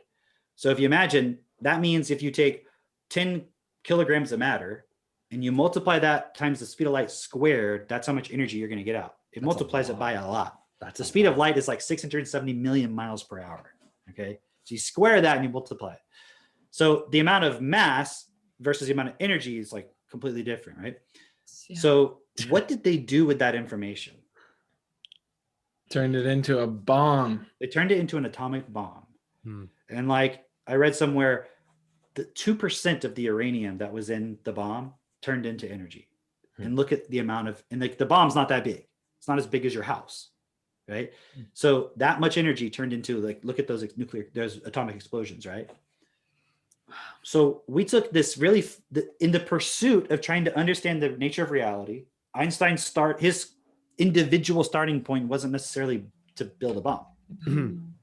it was, but they're publishing all these papers, right? And then somebody gets the idea of, wait, hold on a second. I I noticed can you take a said, piece of matter. Yeah. I noticed you said necessarily there. And I Yeah, see because it. I don't know what his starting point was. Right? But it's if you really look at it, it's like the same reason why he was actually doing it is the same reason why he ended up making the bomb, right? But you're gonna get. I mean, he was just trying to survive, and exactly. He was in the same starting point as everybody else. But I'm saying he wasn't like explicitly exactly from that perspective. You're right. Yeah. But the point is, somebody became aware of it, and at that time, it was World War II, right? So they developed the atomic bomb out of using this theory of like, well, how can we actually convert it? And they figured out all this process. You can go learn all about it, right? But my point is, they used it to mass murder people. Mm-hmm. Mm-hmm. It's kind of ironic, right? They were like, we got to stop this mass murder. Like, how are we going to do it? Let's mass murder some other people. Like, what? Okay. They're like, yeah, whatever. Okay. I mean, bottom line, profits, etc. Like, they don't care. Here's like Cameron. Exactly. There you go. Right. But that's a good point. It's like fight the starting point is still going to end up being the same conclusion, right? But my point is that was by even getting a little tiny glimpse into some aspect of how does reality actually work beyond what we thought before, right?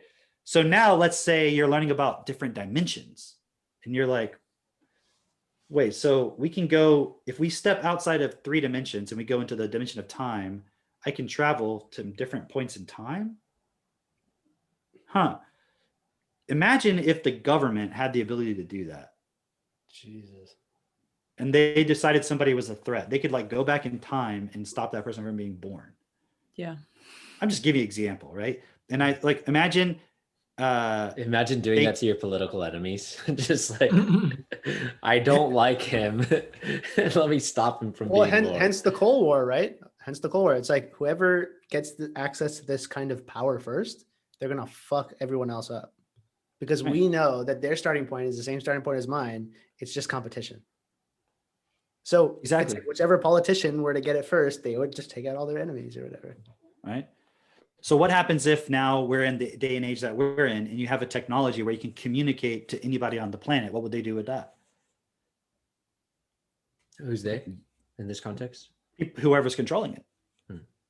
Right. I mean, look at social media. It's been weaponized to influence everybody. Wow. Well put. Right. What's the starting point? It's not the technology. Everyone's like, oh, well, we don't want 5G because it's blah, blah, blah. It's like, we don't want a one world government. We don't want a currency where we don't want one currency. Yeah, exactly. We don't want all these technologies, but it's not the technology that's bad. If the technology exists or is possible to exist, it already exists. It's already there as a possibility. There's no way you can stop it from existing. Right. There's a really cool, I think it was one of Brown's blogs, if I'm not mistaken, where he talks about this point about technology, right? And he says like, the fact that you could discover it means it already exists in some form. It's already there to be discovered. You didn't create it, right? So in any case, the point being that like, imagine you can be in the 4th dimension and you can like, or the 5th dimension or the 6th dimension, you can like, your perspective of reality is totally different than anybody else. Imagine to you, time doesn't exist. It's just like for example, are you limited by 3 dimensions? In the sense that if you're in 3 dimensions, you can walk around up and down all this stuff, right? But if you were a 2-dimensional object, you literally could only move like this, right? So I could just be like, and pick you up and put you down. And you're like, what the fuck? I can't do that. So to you, it seems like crazy, right? Like just impossible. What do you mean up? What is this up? So when you think like, what do you mean no time? You just can't think about it because you're not in that dimension. You're subject to it, if that makes sense. Right? You're not in the dimension where time is no different than up or down. It's just something you have access to. Yeah. But if you were outside of that, you could manipulate things in a way different way than you can even think possible, but it wouldn't be that weird to you. Just like you picking up the little square and moving it, it's like not that big of a deal. It's like for Square, like you took them out of their reality and they're like, oh my God, like I don't exist. And they come back in, they're like, what the hell just happened? Because they were in this plane. Yeah. And you took them out of that into another dimension, into another part of reality, to the 3rd dimension. And they're like, what the hell is this, right? So imagine you have the ability now to just make somebody no longer be a part of their reality. They're just not there anymore. And all their friends, all their little square and triangle friends are like, where did they go? Right? So, you can read things about flatland and all these other, I mean, this stuff has been around. I remember in high school watching this whole documentary about flatland and then talking about 2-dimensional and 3 dimensions and 4 dimensions and all this I stuff, wish I right? had Technotude at that time. I would have actually appreciated Right. it. See, but this is kind of a point. But this is the point where I'm saying it's like, if you did, you would know all this stuff. It would be rather mundane. Mhm. It would be like not a big deal, right? And so when you think about, but think about how it's presented in our world. You're like, start reading all this stuff and you learn about like, there's parallel universes. There's things outside of time. Like, this is crazy, right? But that's literally just modern physics.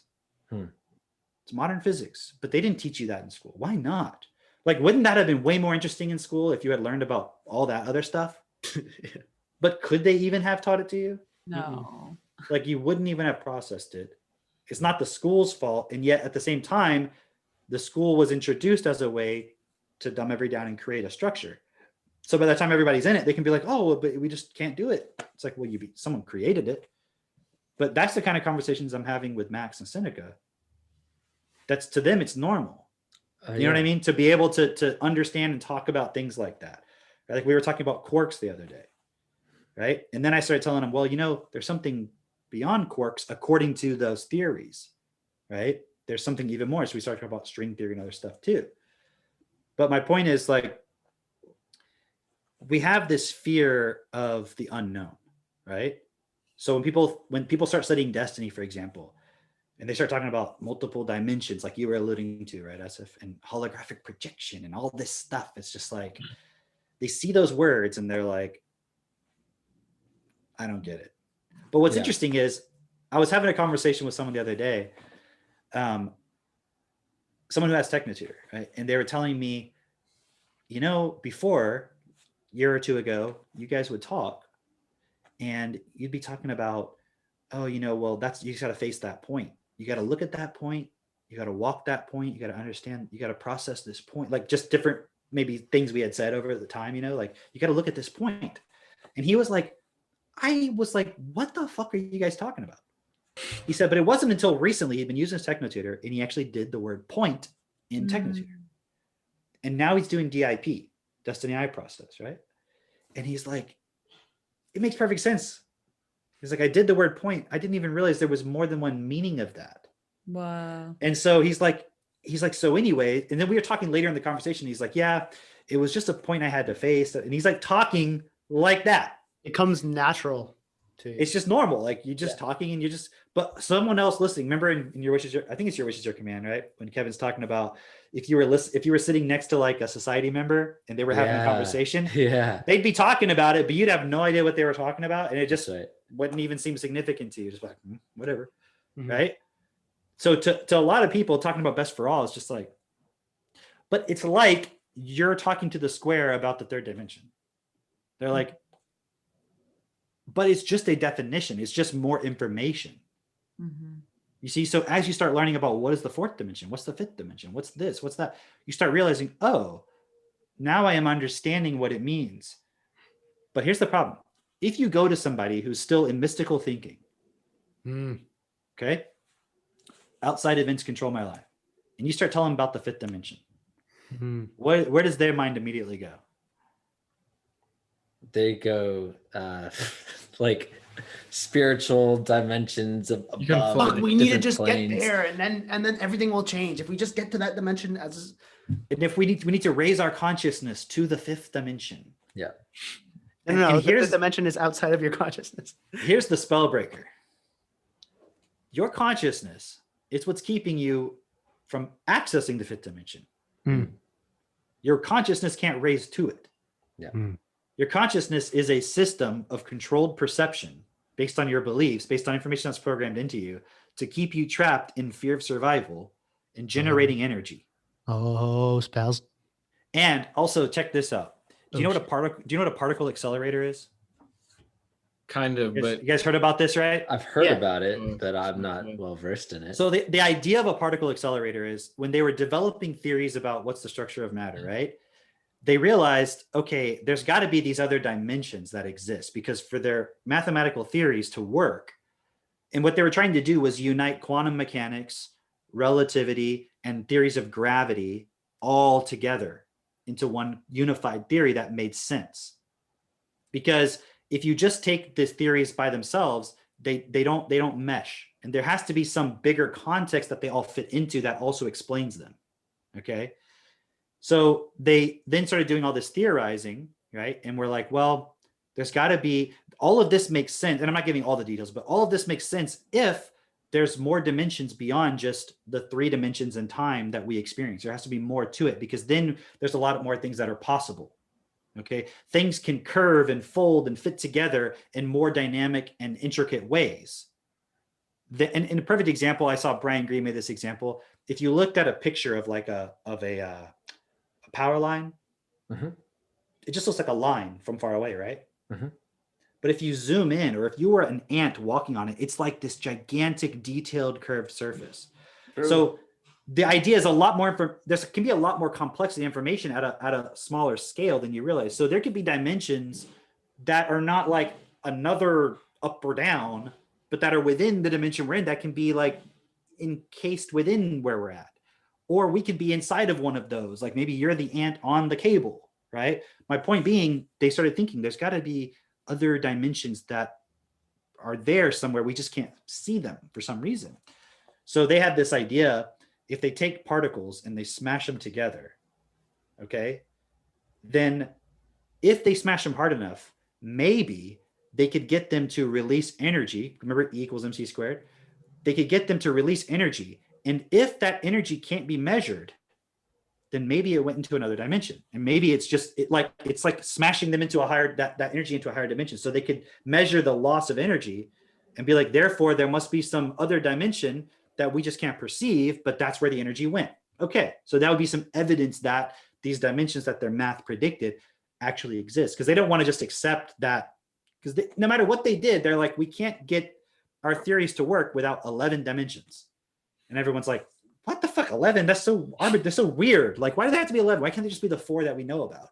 Like, it just doesn't work. The math doesn't work out if we don't have 11. And there's a reason why, if you study it, each one makes sense, right? But the point is, when they do the experiments, they find a little bit of that energy goes. So like, okay, so there's some evidence for it. The reason I gave all that context, you guys hear about Alex Jones, right? Did y'all seen some of his interviews, especially the more recent ones? And he talks about why the elite do horribly abusive things to people, and especially children, right? Okay. Because think about the particle accelerator. What happens when you smash this particles together? The energy goes somewhere. The energy goes somewhere, right? It goes somewhere. When you have feelings and thoughts and all that stuff, what dimension does a feeling exist in? You don't see it. Right. What about your thoughts? Right. So when you're busy participating in feelings and thoughts and emotions and getting all charged up in all this conflict, what you're doing is using up physical matter, and you're giving off that energy. That energy goes somewhere, but you don't have access to it. But I'm saying you're abusing your body. You're abusing physical reality to generate energy. For what? And so without going into all the detail, that's what the elite are doing, is generating all that energy so they can do something with it. But think about it. Like, if you have a big, massive event and that generates a lot of energy, you can use that to influence things. Say that again. A big, massive event? A big, massive event, like a Super Bowl. Right. Or a big, tragic event or something. Right? Or something very traumatic. Right? Or a pandemic. Or a pandemic. Exactly. Right? Something massive that creates a lot of emotional energy. Right? But now imagine when you're a child, there's not really much set in stone. So you're putting all this information into them. Right? And you're abusing their physical substance. That's like totally pure. And then you're abusing it. And do parents do this? Yes. Right? All the time we talk about, don't lie to your kids about Santa Claus. What's the point? It's like, well, but they have to experience the magic of Christmas. It's like no, you just want to harvest their energy. Yeah, my kids experience magic by playing with dirt. Like, you can sit there and watch them. They'll play for hours, just like talking to the dirt and playing and this, you know what I mean? All that kind of stuff. Like, Come on, you don't have to do Christmas to have magic. Yeah. But it's the parents wanting to experience something. Mm-hmm. The problem is then by doing that, you're programming your child to be a consumer. So you're literally sacrificing your child to the system to be a consumer so you can experience a momentary joy. You see that? So imagine everything we do when we get access to more fundamental aspects of reality. What do we do with it? We just abuse. Yeah, we mess it up because our starting point. We took E equals MC squared. We made bombs with it. We took E equals MC squared and we turn matter into feelings and emotions. We create conflict in order to get them. Do you see what I mean? Yeah. And they say, yeah, ask people like, well, what if the world was best for all? Which they imagine is there's no conflict ever, right? Okay. And they're like, well, if there wasn't any conflict, life would be boring.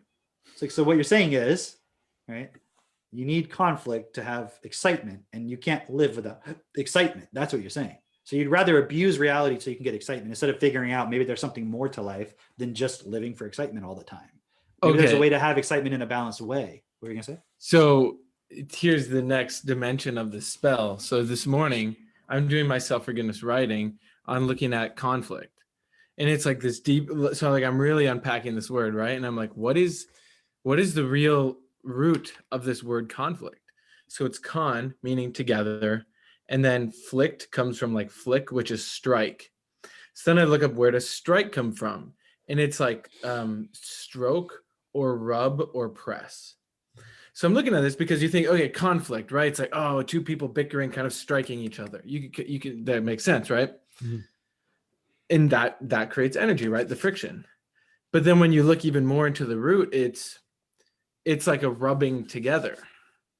But then I started to look at it and I was like, well, that isn't inherently a bad thing. Like I go and get a massage or whatever. I'll pet our dog Teddy.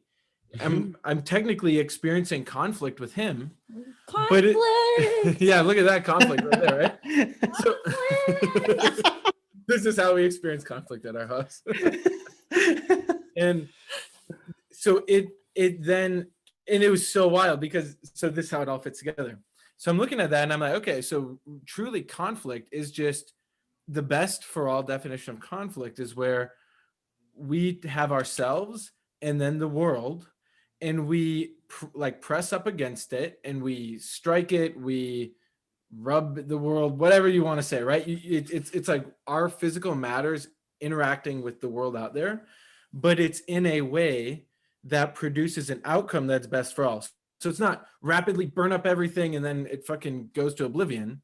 It's like a slow burn. That's a best for all, like really cool outcome that we can create, because we do live in a physical world where that is true, that within the matter has that potential for energy. And then there is energy as well. I mean, just look all around you. But now I'm looking at this, I'm starting to realize like, wow, so all these, tough conversations that I have to have with people and just all the conflict that, you face in building a business and getting sales, getting rejected, all the stuff is like, I now can see it from a more zoomed out perspective of like, this is really cool. Because sure, there will be intense moments of conflict, but then there's also going to be moments where it's just more of like a subtle, kind of like an influence. And so I'm like looking at all this, right? And then I get brought back to that foundational relationship between matter and energy, right? Because we're like taking matter and just rub your hands together. Okay, there's heat, there's energy, right? And then it brought me back to reading Heaven's Journey to Life, when they talk about how at our very core right away, it was like we experienced separation and then like a tearing and like a conflict in a sense. And then it was separation. And then that's been the starting point. It's just compounded over time. But in one of I forget which day, but they talk about it going to the extreme. And then somehow the energy goes back into the matter. Someone correct me if I'm saying that wrong. But I was reading Neo-Thing today too, okay? So this is what I told you. This is like the next dimension of the spell. So I'm reading Neo-Thing today. He's literally, with the Frank Wallace one, whatever, he's explaining how that exact same fundamental relationship, where it's like matter and we're expanding over and over and over and over and over till at a certain point, like the cycle is complete, and then it comes back in. But he says, and it's so profound because it's the exact same thing that we're saying here is, and this is what self-perfection is you're expanding, but then who you are, your directive will directs that expansion. So it's not just this automated, okay, expand, contract, rather it's just like expand to a certain amount, and then you hit this sweet spot that's actually the best for all sweet spot in a sense, and then we just maintain and we build from there. So instead of doing this like pre-programmed expand, contract, it's like you expand, and then within that, because we're creators, we can create something even better and rise above it. Yeah, that's the point of transcending, right? Because if you don't stop the cycle, what does he say is going to happen? Which is what science says. You're just going to have a collapse. Yeah, exactly. We collapse. Right? You either have a total collapse or you have the heat death of the universe where it just expands. Right? Mm-hmm. Like imagine you use up so much energy that you can't get it back, and then the universe just keeps drifting apart and settles out, and there's literally no more movement or activity or whatever. Right? So unless you give that energy back, there's going to be a problem. But what is each person's ego? What are we allowing ourselves to do all the time is to constantly steal energy and burning everything up to where we don't even have access to it anymore. Mm-hmm. Or at least we believe we don't, because we believe we're stuck in these 3 dimensions, right? We believe that we can't access that information. We believe that we are not multidimensional.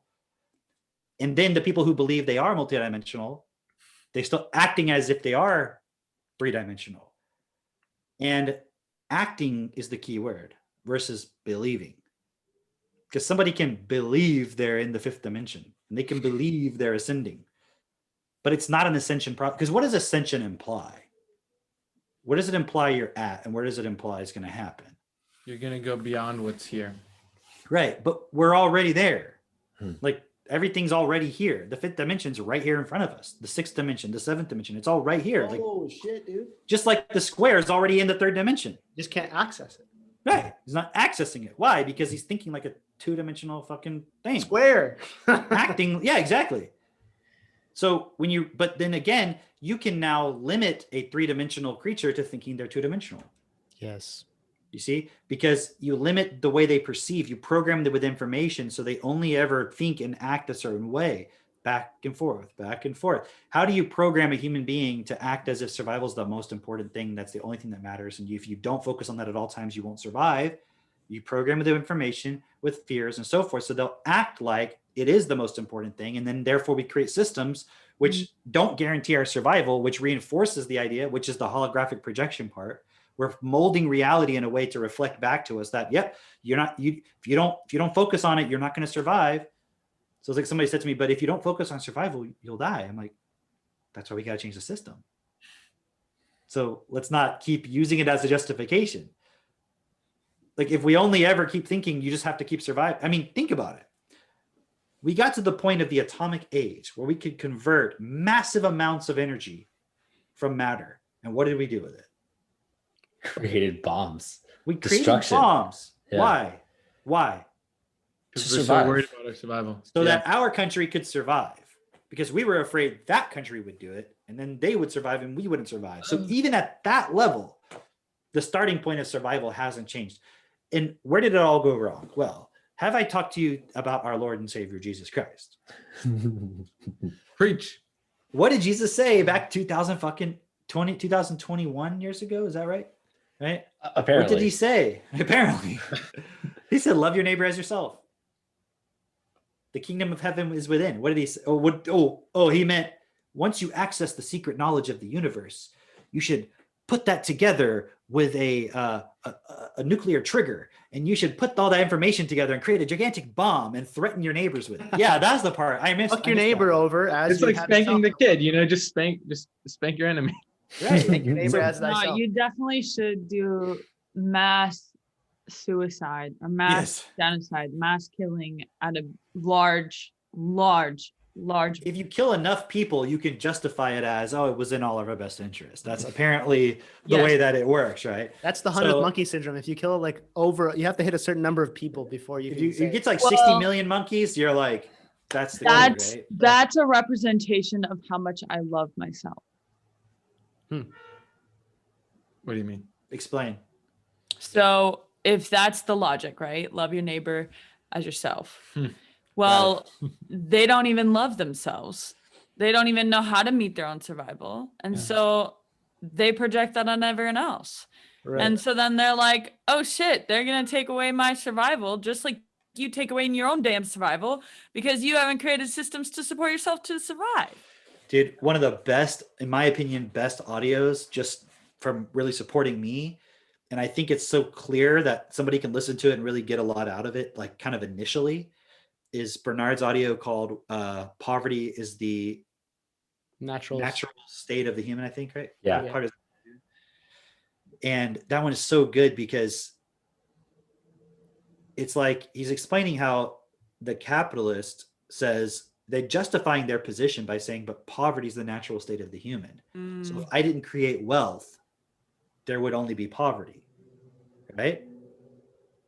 Therefore, I can be in this position because I'm helping everybody. And if I wasn't there, everybody would be in poverty. But if you hold on to that starting point, what happens? Do they ever actually solve the problem? They don't solve the problem. And furthermore, think about where they're taking everything. Remember that Agenda 2030 thing, right?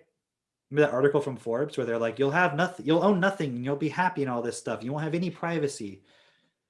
You're not going to be able to be a capitalist, are you? Won't there still be those people? But everybody else will just be controlled. Because if you use too much energy, hey, you're sucking too much from the grid. So it's fascinating because what we're saying is you have to consider what's best for everybody. And if you don't, the inevitable outcome is the fact that you're not taking responsibility for it. You're giving permission that there's going to be a few people who are going to take a responsibility for it and control everybody else to make sure that you don't fuck with everybody else. That's literally what we're doing. So anybody who fights against what we're saying, it's like, do you realize the dystopia that you're creating by doing that? It's like, well, you can't have a utopia. Well, what's the opposite of utopia? Dystopia. Okay. So if you can't have a utopia, can you have a dystopia? I mean, if you can have a dystopia, why can't you have a utopia? Yeah. Why can't you have a world that's best for all? Is the real question. Where did everybody go? Suddenly everyone's like, I'm out of here. Too many spells. But you see, it's that fundamental, it's the starting point of survival is the most important thing. Mm-hmm. If it is, then let's solve it. Why does that require controlling everybody? Yeah. Only if you think, well, if we give everybody what they need, what will they do? Like go crazy? So I have to control everybody. People can't handle the responsibility of living in a world where they don't have to fight for survival every day. Because if they do that, they'll start to get creative. They'll start to think about doing other things that are important or whatever. We were talking about, what was that word? The enlightened despot, right? Yeah. Well, what if everybody was in the same position of that level of responsibility and reality? What would everyone do then? Well, we wouldn't need any despots. That's a real fear. But isn't that the real fear of the enlightened despot? Yeah. Is that if everybody had access to understanding how reality works and how the system works and everything, that they wouldn't be able to control everybody, and that might cause a problem. Right. That was the fear of the vanguards, right? They have to take that responsibility on. But that justifies them actually controlling everybody. So by us not taking responsibility, we're justifying the fact that we have to be controlled. So there's only one solution. It's self-responsibility through self-awareness. So when people talk about enlightenment and all these other things, think about how immature it is to talk about enlightenment as this great mystical experience you had. Versus I realized that I'm ultimately responsible for everything. Right. Yeah. That doesn't take an experience of light to do that. That doesn't take an experience of bliss to do that. Right. Yeah. Doesn't the experience of bliss actually shield you from the fact that you're responsible? Doesn't it shield you? Because you're like, well, if I could just get that feeling again, everything will be good. Yeah. But like literally the feeling you had was that everything's good. Right. So how does it actually help? Because all you keep doing is just trying to get back to that feeling. It's one of those dimensions within your mind, isn't it? It's Right. like where you're trying to go deeper and deeper and not realizing just how much you're separating yourself from just what's here. And I'm thinking of that image that you shared of, what's it called again? Basically Z sub n equals, or Z sub The n. Mandelbrot set. Yeah, exactly. But if you just look at it from the starting level, the starting layer. Well, so anybody can pause the video or this, whatever. They could go look on YouTube, just type in Mandelbrot zoom. Yeah. Or like fractal zoom. And you can watch a video of like zooming in to a fractal generated by a very simple equation. So Right. that's the context for what you're talking about. He's just Mandelbrot. talking about it. How would you spell that? Oh, Mandelbrot. Yeah.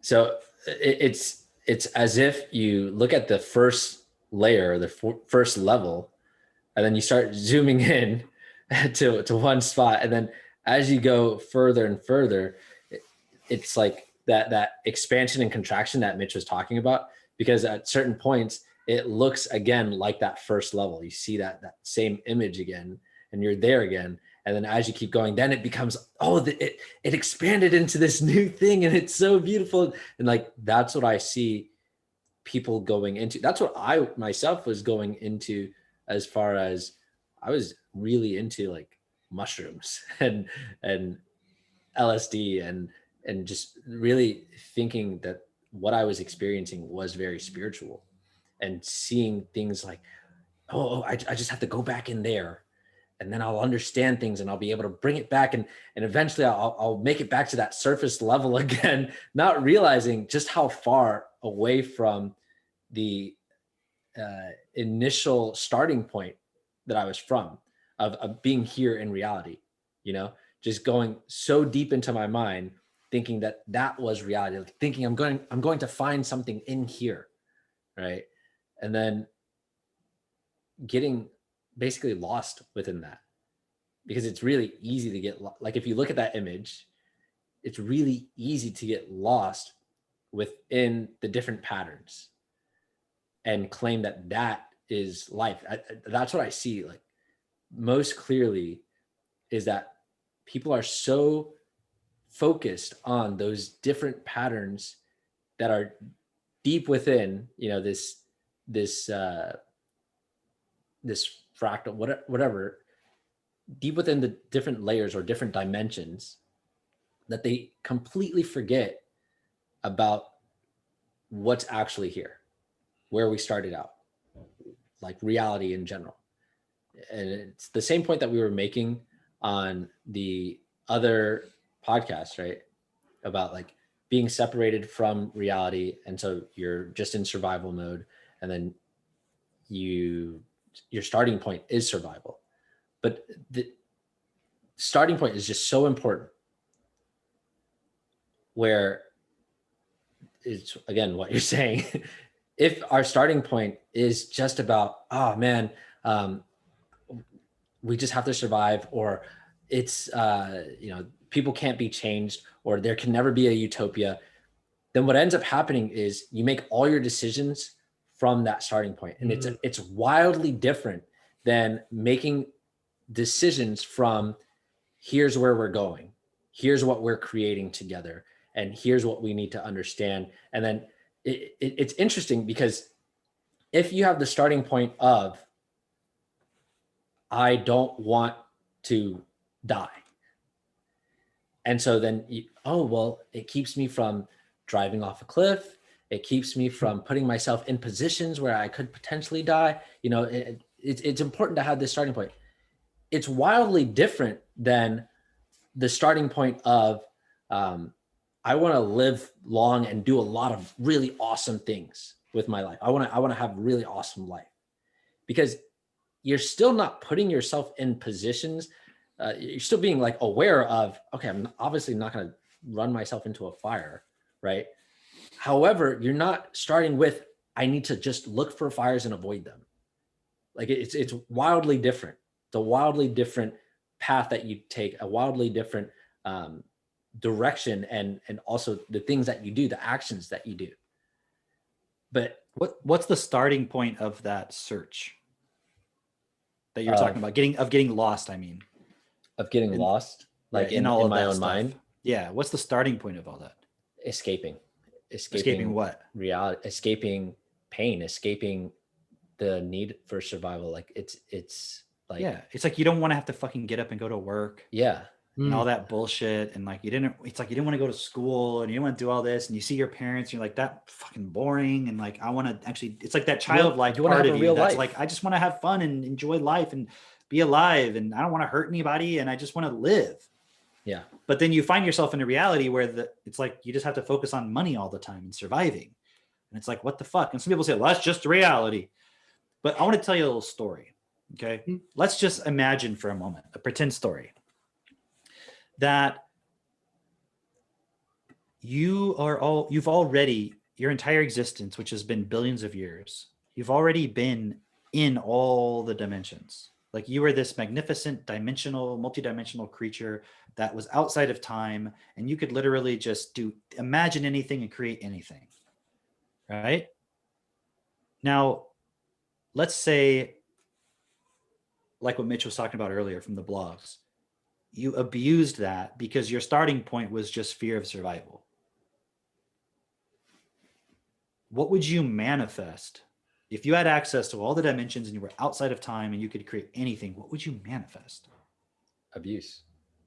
But I mean, just the actual physical, practical, you would manifest a system that's so complex and interconnected and twisted and fucked up. Like, wouldn't you? Like you would like imagine someone with the mentality of like Hitler, of wanting to kill people and murder them or something like that, or a serial killer. But then you have access to like infinite fractal fucking creation of anything you want at all times. And like, imagine in a moment what you would manifest with that starting point. Some fucked up shit. Just like if you had access to equals MC squared and you're like, well, I'm going to build a bomb out of it. Instead of like, wait, how can we make this so we can give everybody enough energy so we never have to manipulate anybody? Because isn't that the source of war? Is like fight over resources? Like, how can we figure this out together? But everyone's stuck in this survival point. So no matter what you try to do, it's like, unless you get the other people to stop trying to just fight with each other, you're fucked. And then you use that as further justification. So now you've created a situation, you manifested a situation where you're now trapped into 3 dimensions, where you can't just manifest anything instantly. So now you're contained. That's good. But things take time to develop. You get to see over time the starting point that you have and see the manifested consequences of that. And you can make different decisions that take time to play out. So you don't have to go into fear of, if I think this thought. You guys ever notice that some people you come across, they listen to the Jinn stuff, you know what I'm talking about, Asif? And they're like, oh, I listened to it and now I just can't stop thinking that like I'm going to manifest something really bad, and like they become schizophrenic almost. The thing is, they were already at that point, right? So it wasn't like the information did it to them. It's just they become aware of the fact that that's actually what they were going to do, was manifest something really terrible. And that's why schizophrenia is such a fucking problem, right? But imagine if you're really schizophrenic and also really charismatic, right? And then you can get like 1 billion people to like pray 10 times a day and like all these other shit. And they're literally just following somebody who's schizophrenic. You know what I'm saying? Like, because they're really charismatic and they had the resonance of like a leader or something. Right. So we call it schizophrenic when it's like one person who has no influence in the world. But if it's a person who has a lot of influence, well, nowadays, like if Jesus were alive, they would say he was schizophrenic, right? Yeah. So it's like, you always wonder with the Christians, like they're waiting for Jesus to come back, right? But if actual guy came back and was like, I'm Jesus, and like said all the things Jesus said, they would literally put him in like a psych ward. Yeah. So there must be a name for that. It's got to be like a paradox or a trap. Right. Like you've heard of Thucydides' trap, where it's like when 2 superpowers come up, like war is inevitable. There's this whole thing going on right now with US and China.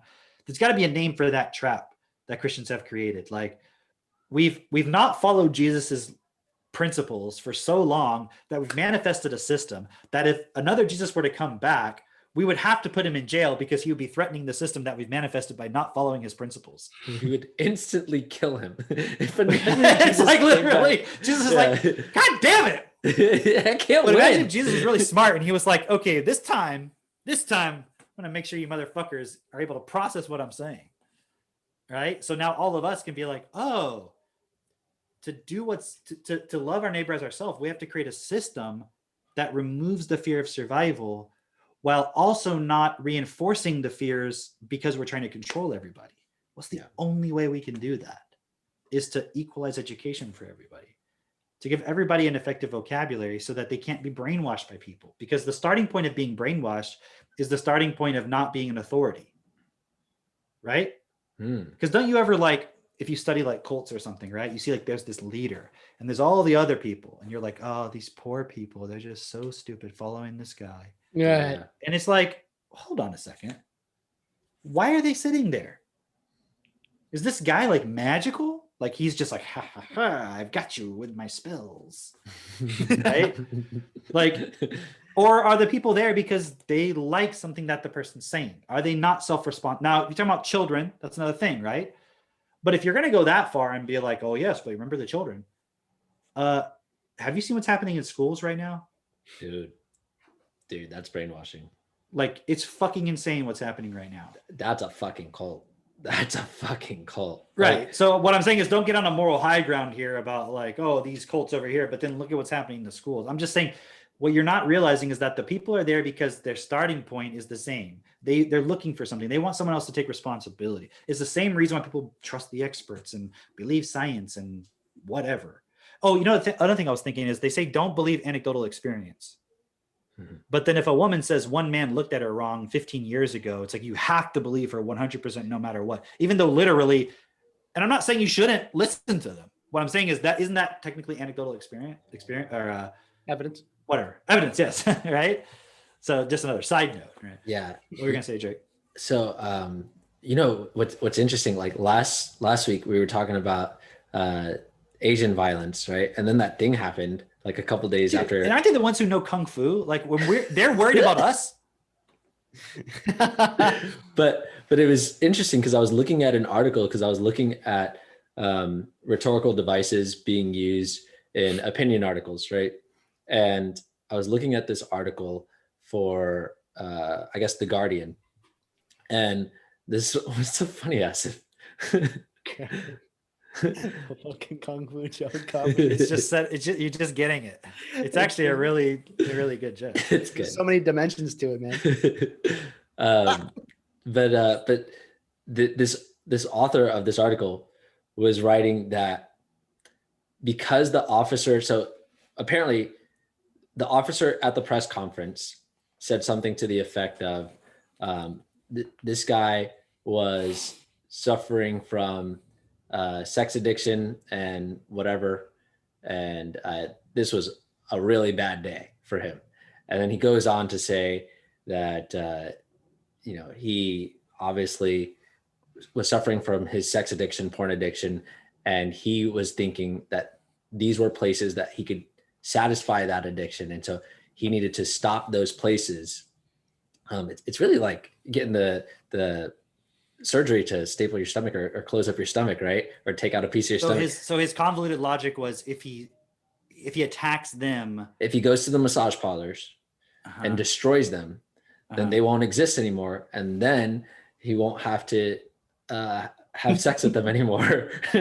It's like he's trying to get rid of the source of his temptation from his perspective. Exactly. Right. So that's what he said. Maybe that's why the elite want to like do all the vaccines on all the kids. They're like, I can't help myself. All these children around me. I must get rid of them. I must tell people to stop breeding because I just can't help myself.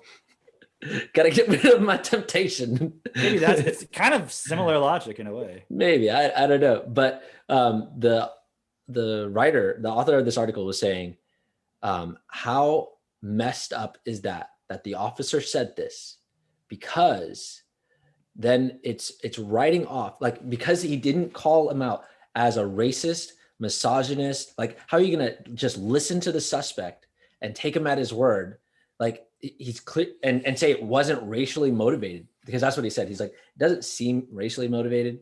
is what he said in the press conference. So they're like, how are you not going to say it wasn't racially motivated? He's obviously a racist, misogynist, and they said some other ist, right?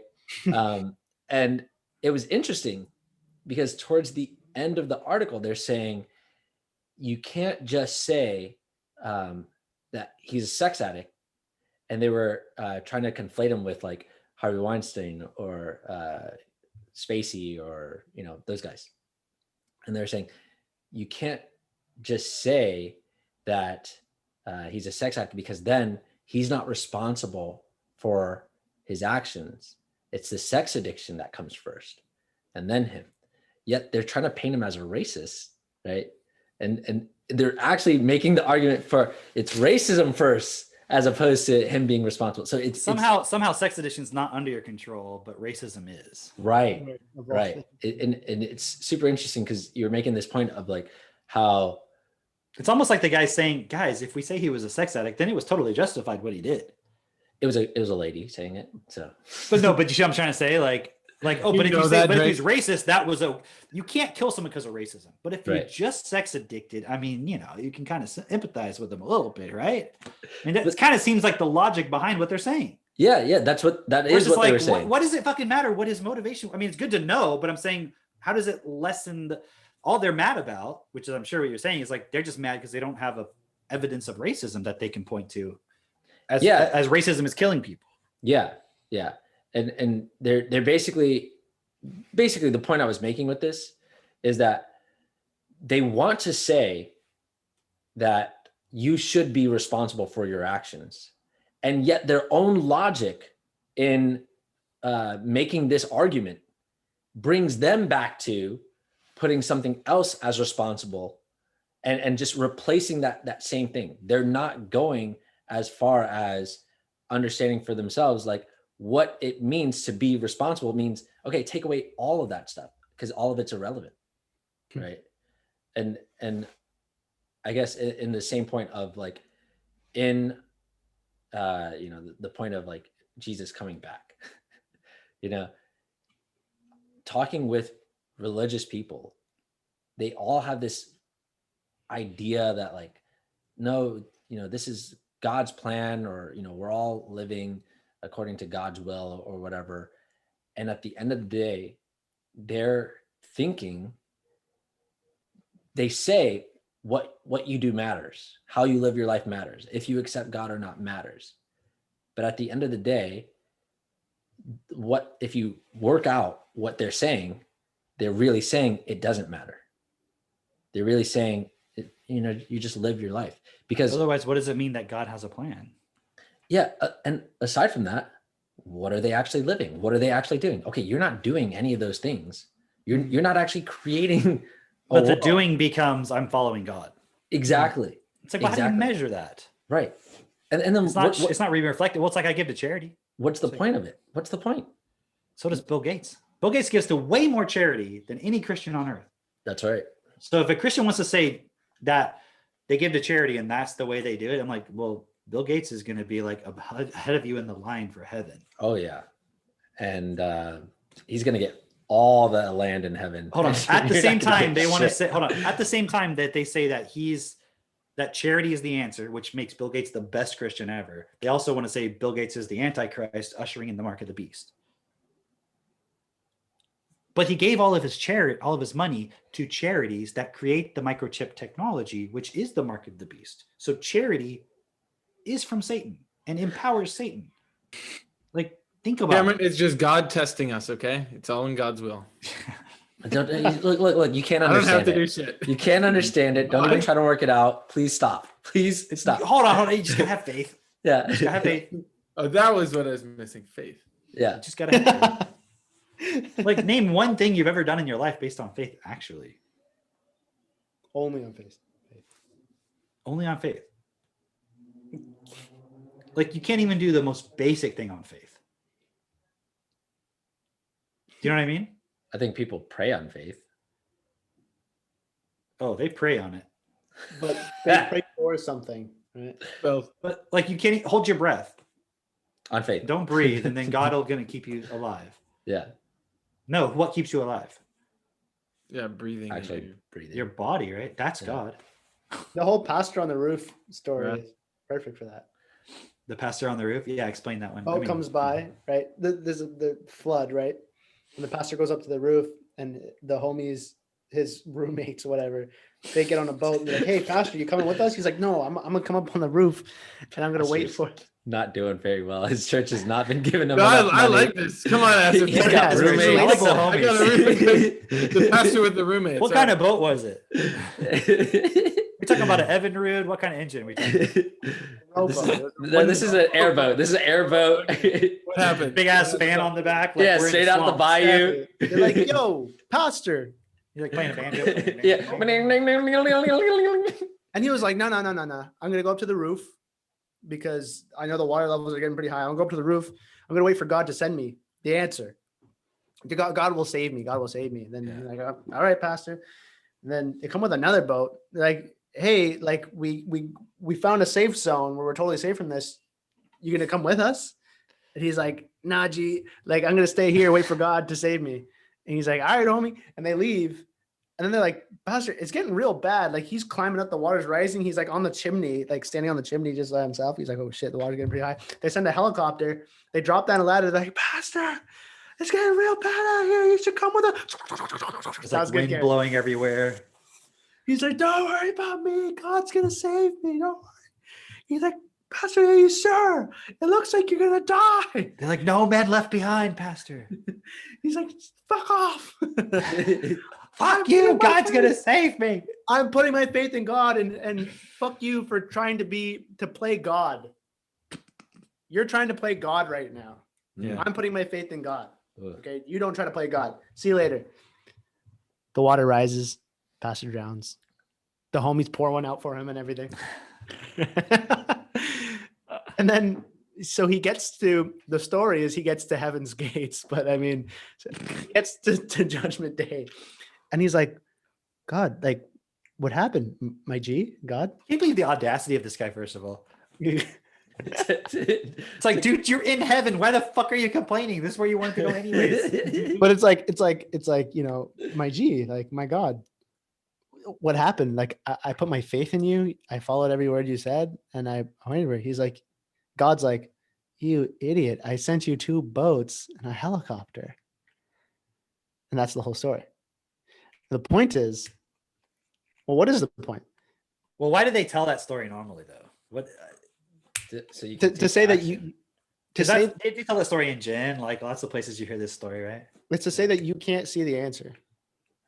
That's what I saw it. I see it as to take action. Like, yeah, you don't Take you action. don't know Exactly. when this is a Like, boat. this is the boat. Yeah. You're perceiving it as something else. Yeah, like, and also don't try to wait for things to quote be the perfect way that you think they're going to be before you take action. Like, Also, don't, like, you're projecting how you want it to be instead of where it is you're trying to go. Don't focus on the how. Don't focus on the how. Don't focus on don't the how. focus on the house. And so the point is, it's like that idea that's contained in the word faith, that it's like, fuck this place. Like despite all the real evidence that God has put in front of my face, I'm going to ignore all of it and just going to go with what I think. You know what the real meaning is also beyond that? Is everybody's looking for something, like they're like, well, I'm doing Forex, I'm going to make all this money, or I'm doing Bitcoin or whatever it is, or now they're doing NFTs or whatever. Like, and they're like, that's what's going to be the thing. And it's like, and we're saying to you, look, here's a way you can do what's best for all. You can change the world. You can have all the things that you want. And they're like, yeah, but there's other way. I'm going to do it this other way. And you're like, no, like even that thing you're trying to do is just so that you can have money. So you can do what we're doing. Feel good. So you can, because, well, I'll give back and I'll, then when I get rich and then I'll do something and all this, right? Which brings me to another point. Why is it, guys, just think about it, why is Bill Gates so charitable? Because everyone thinks it's because he's evil, right? But I don't think it's because he's evil per se, any more evil than anyone else who would have the same amount of money he has and the same vocabulary without changing their starting point. Is someone playing the harmonica? Dude, my neighbor is just like randomly honking their horn for the last hour. I don't know why. Right? So, but why is he so charitable? Why is he trying to do so much good for the world? Remember, it's in Bernard's blogs. I think you guys know Bill what I'm talking Gates about. God. No, but you know that part in the blog where he says the one about success or something where he says people always say like, when I become successful, then I will make a difference. It's like their way of bargaining with the devil. They make like, the pact. Yeah. just give me everything I want, and then when I And then have I'll do everything, good. then I'll also do good, right? Yeah. Like, I think that's just psychologically what he's living out. Like, he got all the success. He probably had to do a lot of things to get there, ruthlessness, all this stuff. And now he's trying to give back to the world and be of service to the world. But he's not doing it within the starting point of actually changing who he is or supporting other people to change who they are. So nothing is going to change. Because the reason why we have all these problems that we're seeing is because of people like him pursuing money first, not worrying about the consequences. Because a lot of the diseases they're trying to cure, let's say with vaccines or whatever, if you really look at it, it's just diseases of poverty. It's like you don't have proper nutrition, you don't have proper which is lack of education. I don't. It's like you're just not educating everyone effectively. So you're trying to solve their problems like a savior. Yeah. What are you gonna say, Jake? I don't know if I've made this point on a podcast before, but like the point of pursuing money first and then going and doing what's best is like, oh, let me get rich first. That's like the same point of like a father going like, well, I don't have enough money to support my kids, so let me just go off and get a really nice job. I'm going to go and work somewhere else and make a lot of money, and then I'll come back and then I'll give all that money to my kid, right? Instead of actually being there to support their kid. Like, of course, yeah, you've got to make money, but it's completely losing the point of why you're making the money in the first place. Or actually, for most people, like they don't really have that point of they're making the money to help other people. They just want money, and they're well, it's no different than the Christian. Yeah. It's no different than the Christian that says, well, I'm just going to focus on living here in the material world and not making the world better, but then I'll give back when I can, because then when I'm in heaven, God will work it out or something. And it's like, but you're literally creating all the consequences by not doing what's best. You're making all the suffering. Yeah. But people don't want to be honest about it. And it's really not that hard. I really think the reason why people don't want to be honest is because they don't see the solution. The difficulty is, even if you present the solution as we are, some people are still not going to process it. Yeah. That's why we say we're not looking for everybody. Right. It's like whoever can hear, cool, join us. If you can't, you're welcome. Like, whatever. What can I do about it? You're not willing to sit down and re-educate yourself. You can lead a horse to water, but you can't make him think, right? If imagine you had like cancer in your body, stage 4 cancer, and spread all throughout your body, and you were able to remove 90% of the cancer, but you still left this, like, your pancreas full of cancer. It would just spread throughout your body again.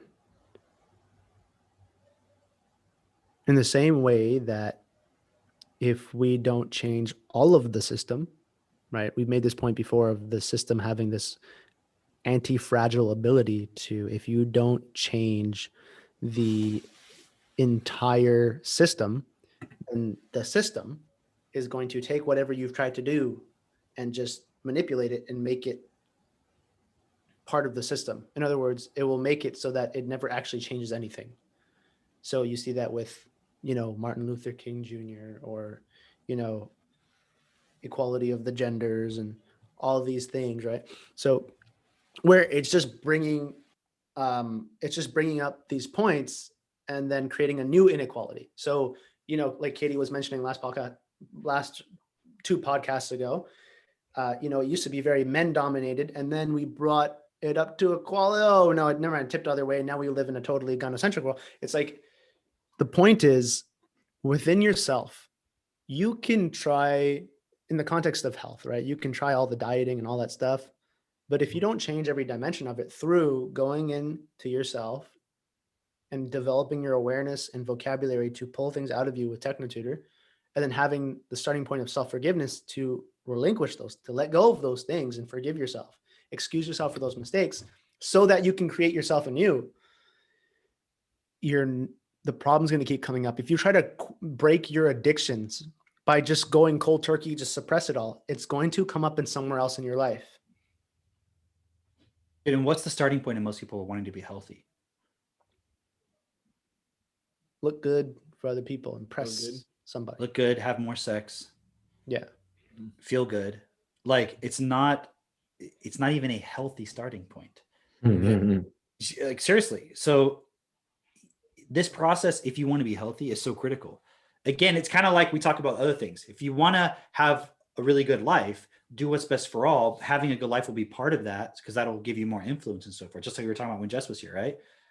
Same thing. If you actually want to be healthy, do this process. No matter what you eat or don't eat or whatever, it's not really going to matter because you're still going to be fucking with yourself mentally. And so, you know, and the environment is still going to fuck with you. You can't isolate yourself and try to think you're going to be healthy. It's like the problem is not, it's in consciousness. It's not in what you're eating per se. And at the end of the day, dude, who is going to control what you eat more, you or Bill Gates? If you just leave things as is. This guy's buying up all the fucking farmland. He already has if he says you're going to eat synthetic fucking burgers that are genetically modified with coronavirus, then that's what you're going to do. You're not going to have a choice. And you're not even going to know because you're going to go to the health food store and you're not going to know that their supplier is actually from China who gets this you're going to spend your whole life just trying to micromanage everything you eat.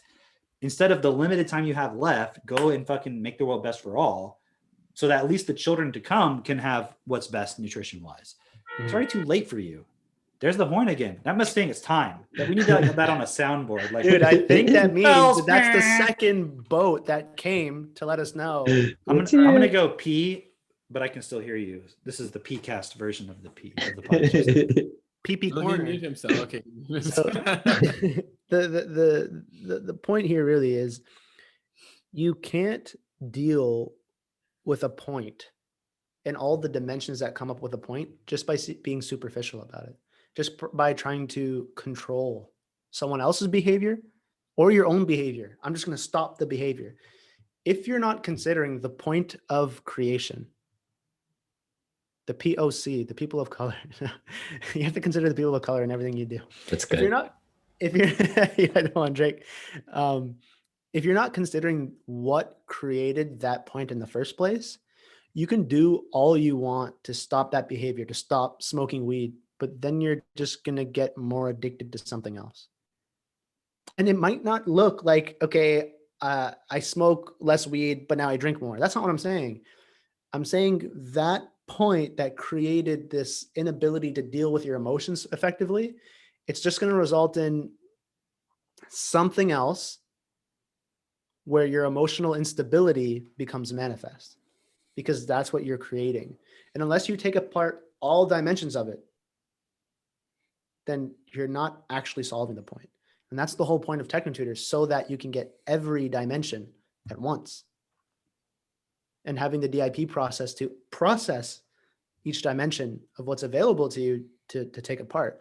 Because at the end of the day, if you can't do that for yourself, then you're not going to have the best relationships. You're not going to have the best kids and family life. You're not going to have the best business. You're not going to be able to have any impact in this world because you don't actually understand what it takes to change something, to impact something. And so this is for everybody, because I know we talk about Christianity a lot.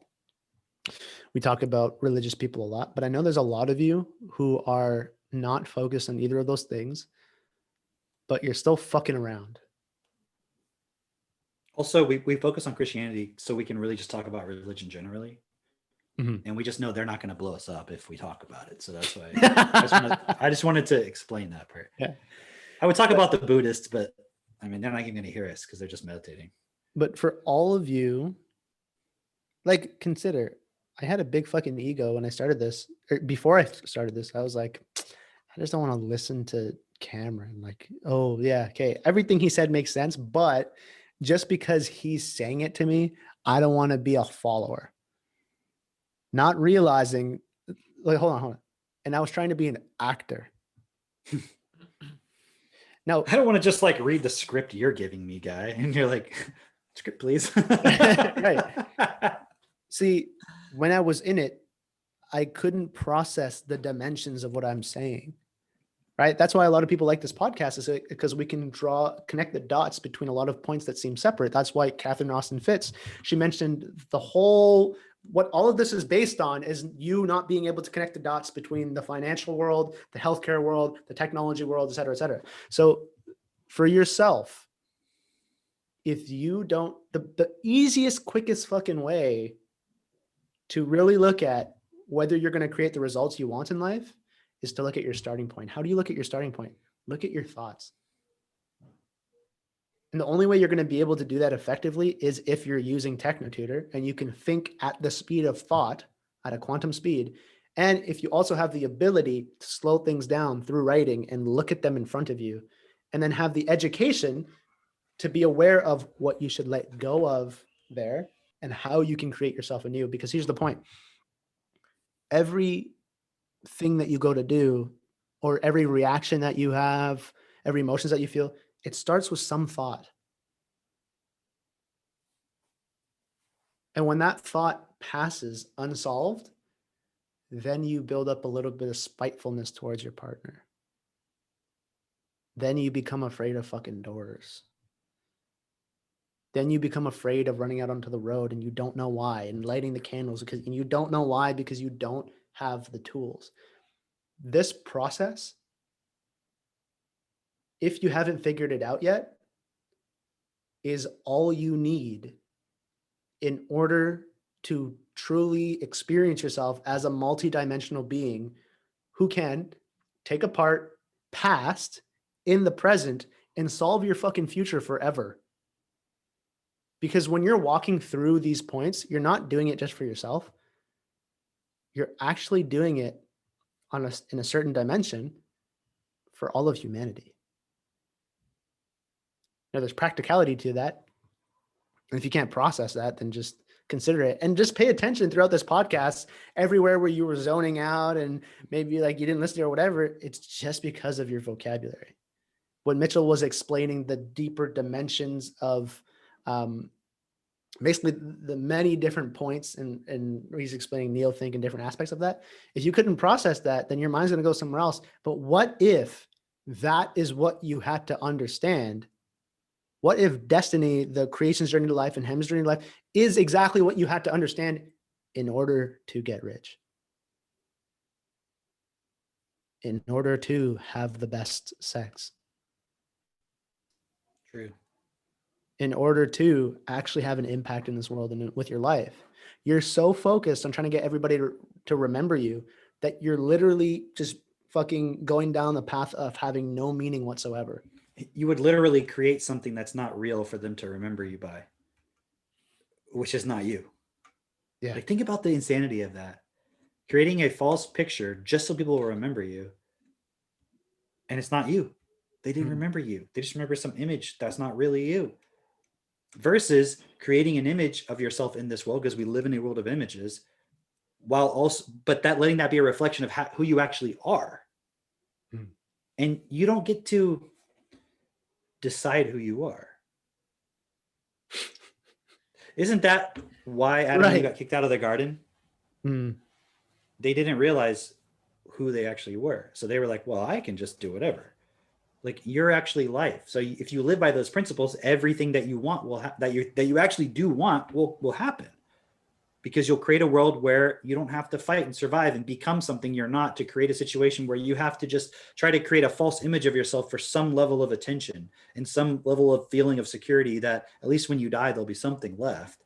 But you created all that by not realizing who you are as life. You rejected that. That's the real meaning of the Garden of Eden, isn't it? Right.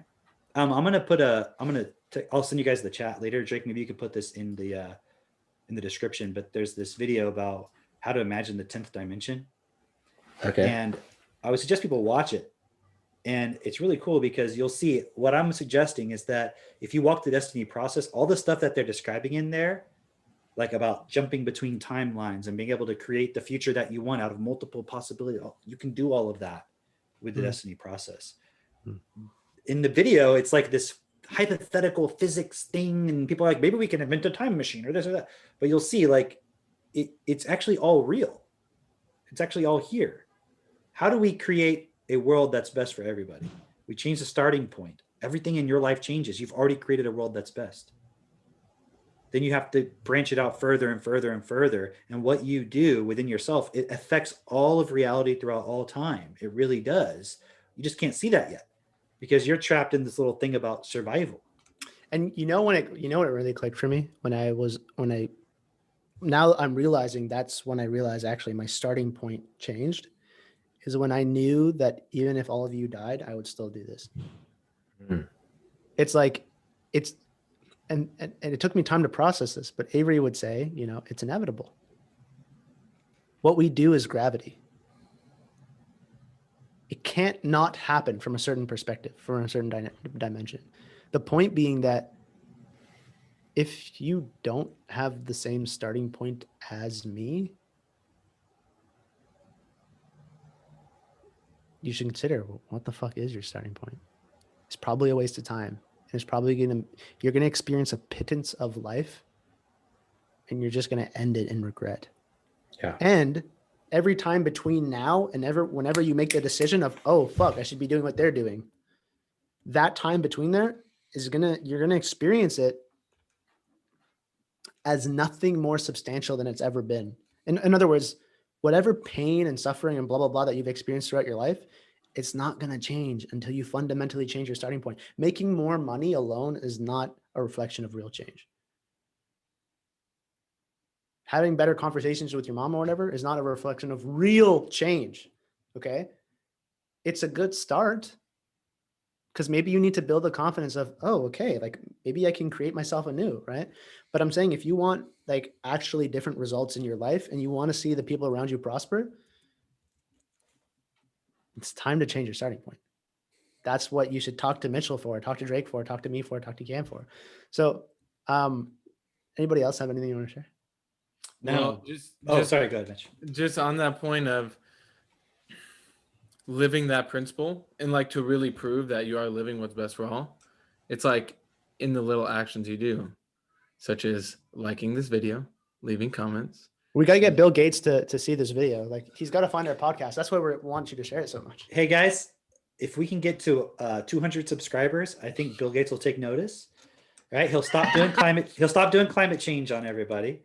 Okay. He'll give us back meat. But what were we gonna say? Probably something about the website. Also, these shirts, right? I don't know if they're even on the website exactly. yet. Yo, get a shirt. These shirts are awesome.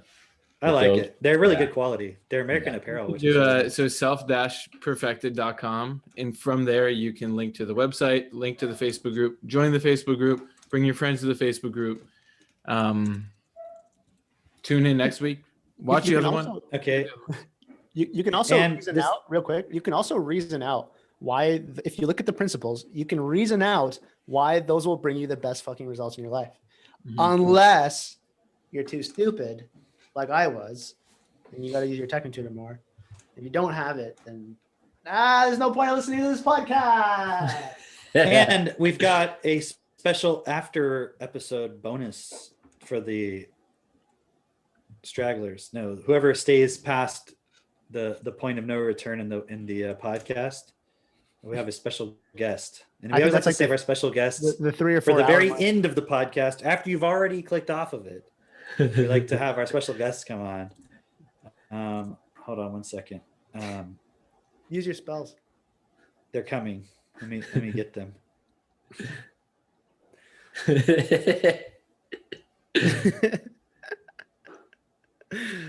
You just whispered a spell. He just muted himself. Yes, I was doing my spells. Casting spells. I do like Spell Corner. One day we'll have like an editor on these videos, and they'll be able to add those sound effects. Yeah, one day we'll get a real editor. No offense, Jake. You're sick, dude. Like, come on. No, you are great. His editing skills are cut, post. That's it. But isn't that what we want, though? Like, isn't that what we right? Yeah, exactly. Pants on. Oh, okay. Hey, what's up, Max? Oh, wait, hold on. Let me turn off my You headphones. can't hear us. Yeah. Can you hear us now? All right, now you can hear them, Max. You were a guest on the Self-Perfected podcast, Max. Hey, What's Max. up, dude? How's it going? So who do we have here? Drake. Yeah, who else? Drake. Mitch Can. No, it's not Kian. It's Asif today. Mhm. That's Asif. What if I do this face? Kian and Asif are brothers, though, so they look kind of similar, huh? Mm. Yeah.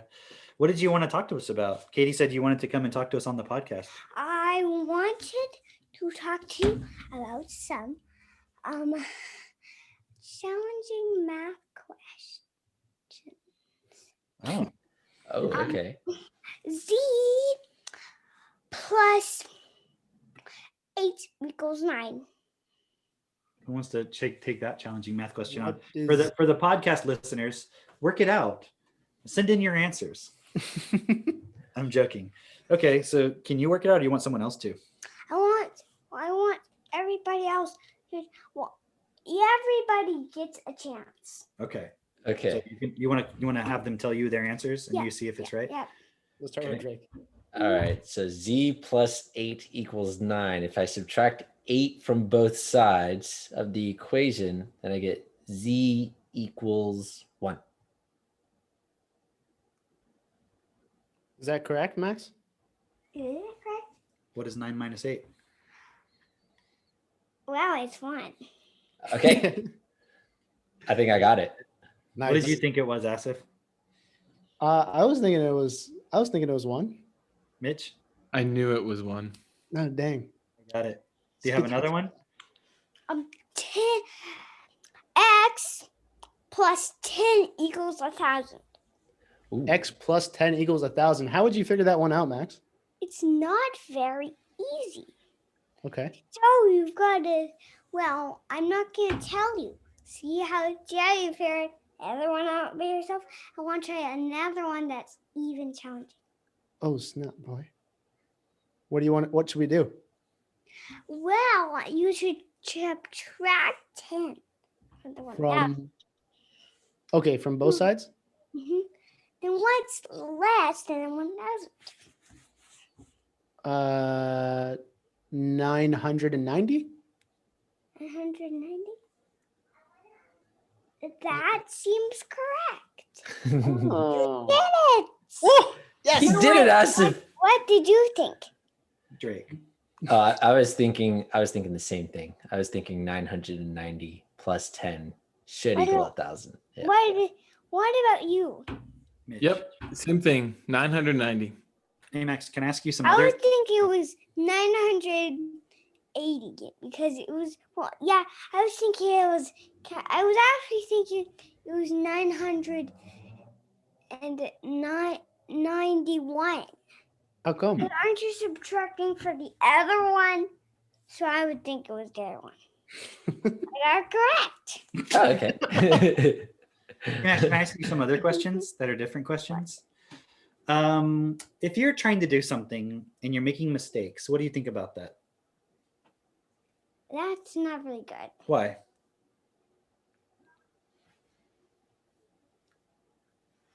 Are you focused on the picture you're seeing? What picture? Oh, the guys. My face? So you're looking at it. Yeah, What I'm saying is it okay to make mistakes when you're learning? Yeah. Yeah. What about? I didn't make a mistake. No. When? When I said it was 901. 991. 991. Yeah, that was actually correct because when you subtract, it actually goes up. So That's not correct though. 1,000 minus 10, right? Think about this. What's 1 plus 10? but subtracting goes 1 down.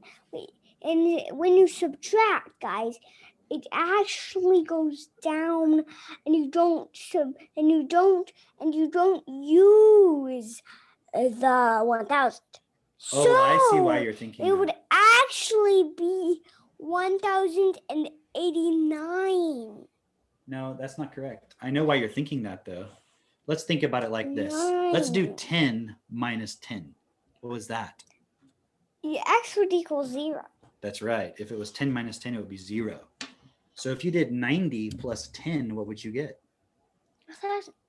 Well, 990 plus 10 would be 1,000, right? Exactly. So then the difference between 1,000 and 990 is 10. That's correct. But yeah, Yes. it would actually equal 80. Why do you say that?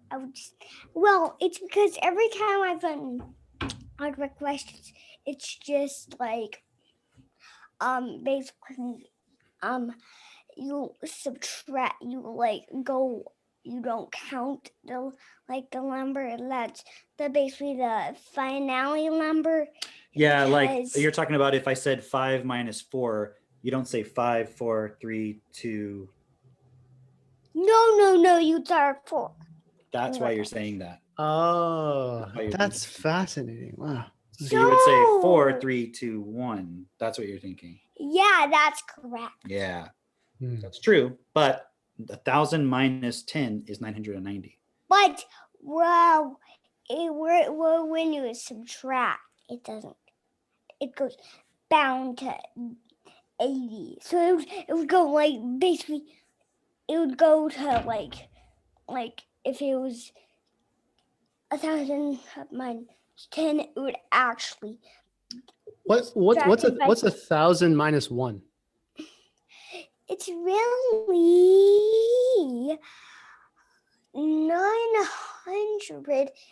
999. Okay, cool. That's correct. That's really well done. What's 1,000 minus 5? So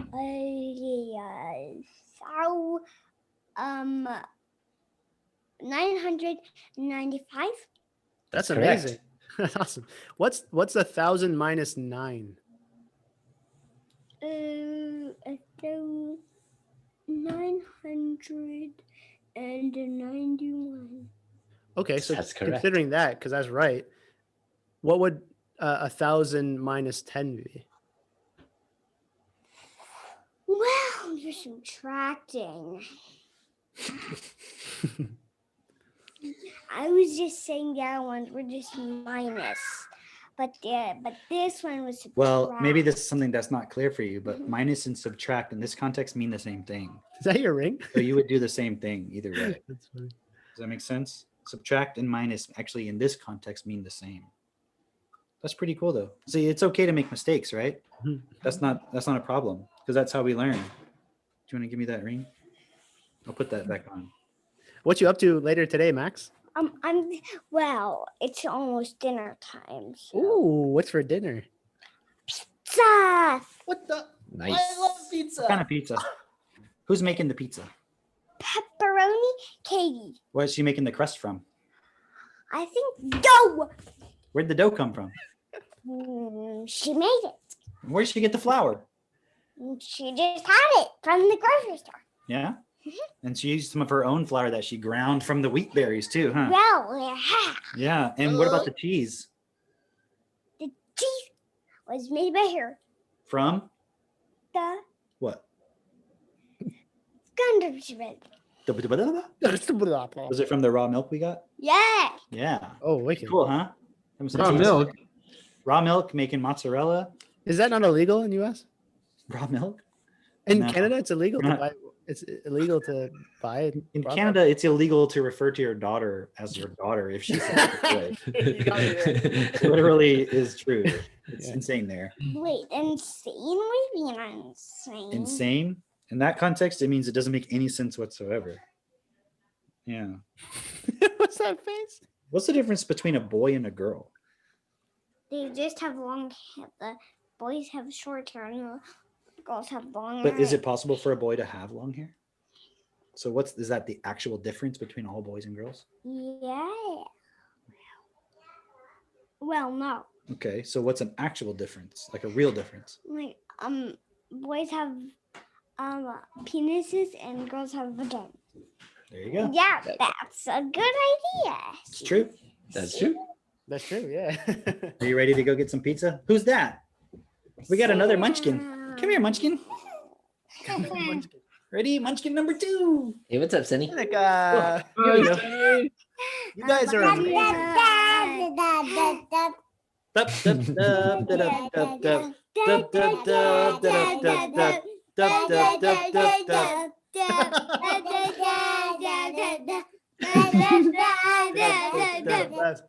See the podcast.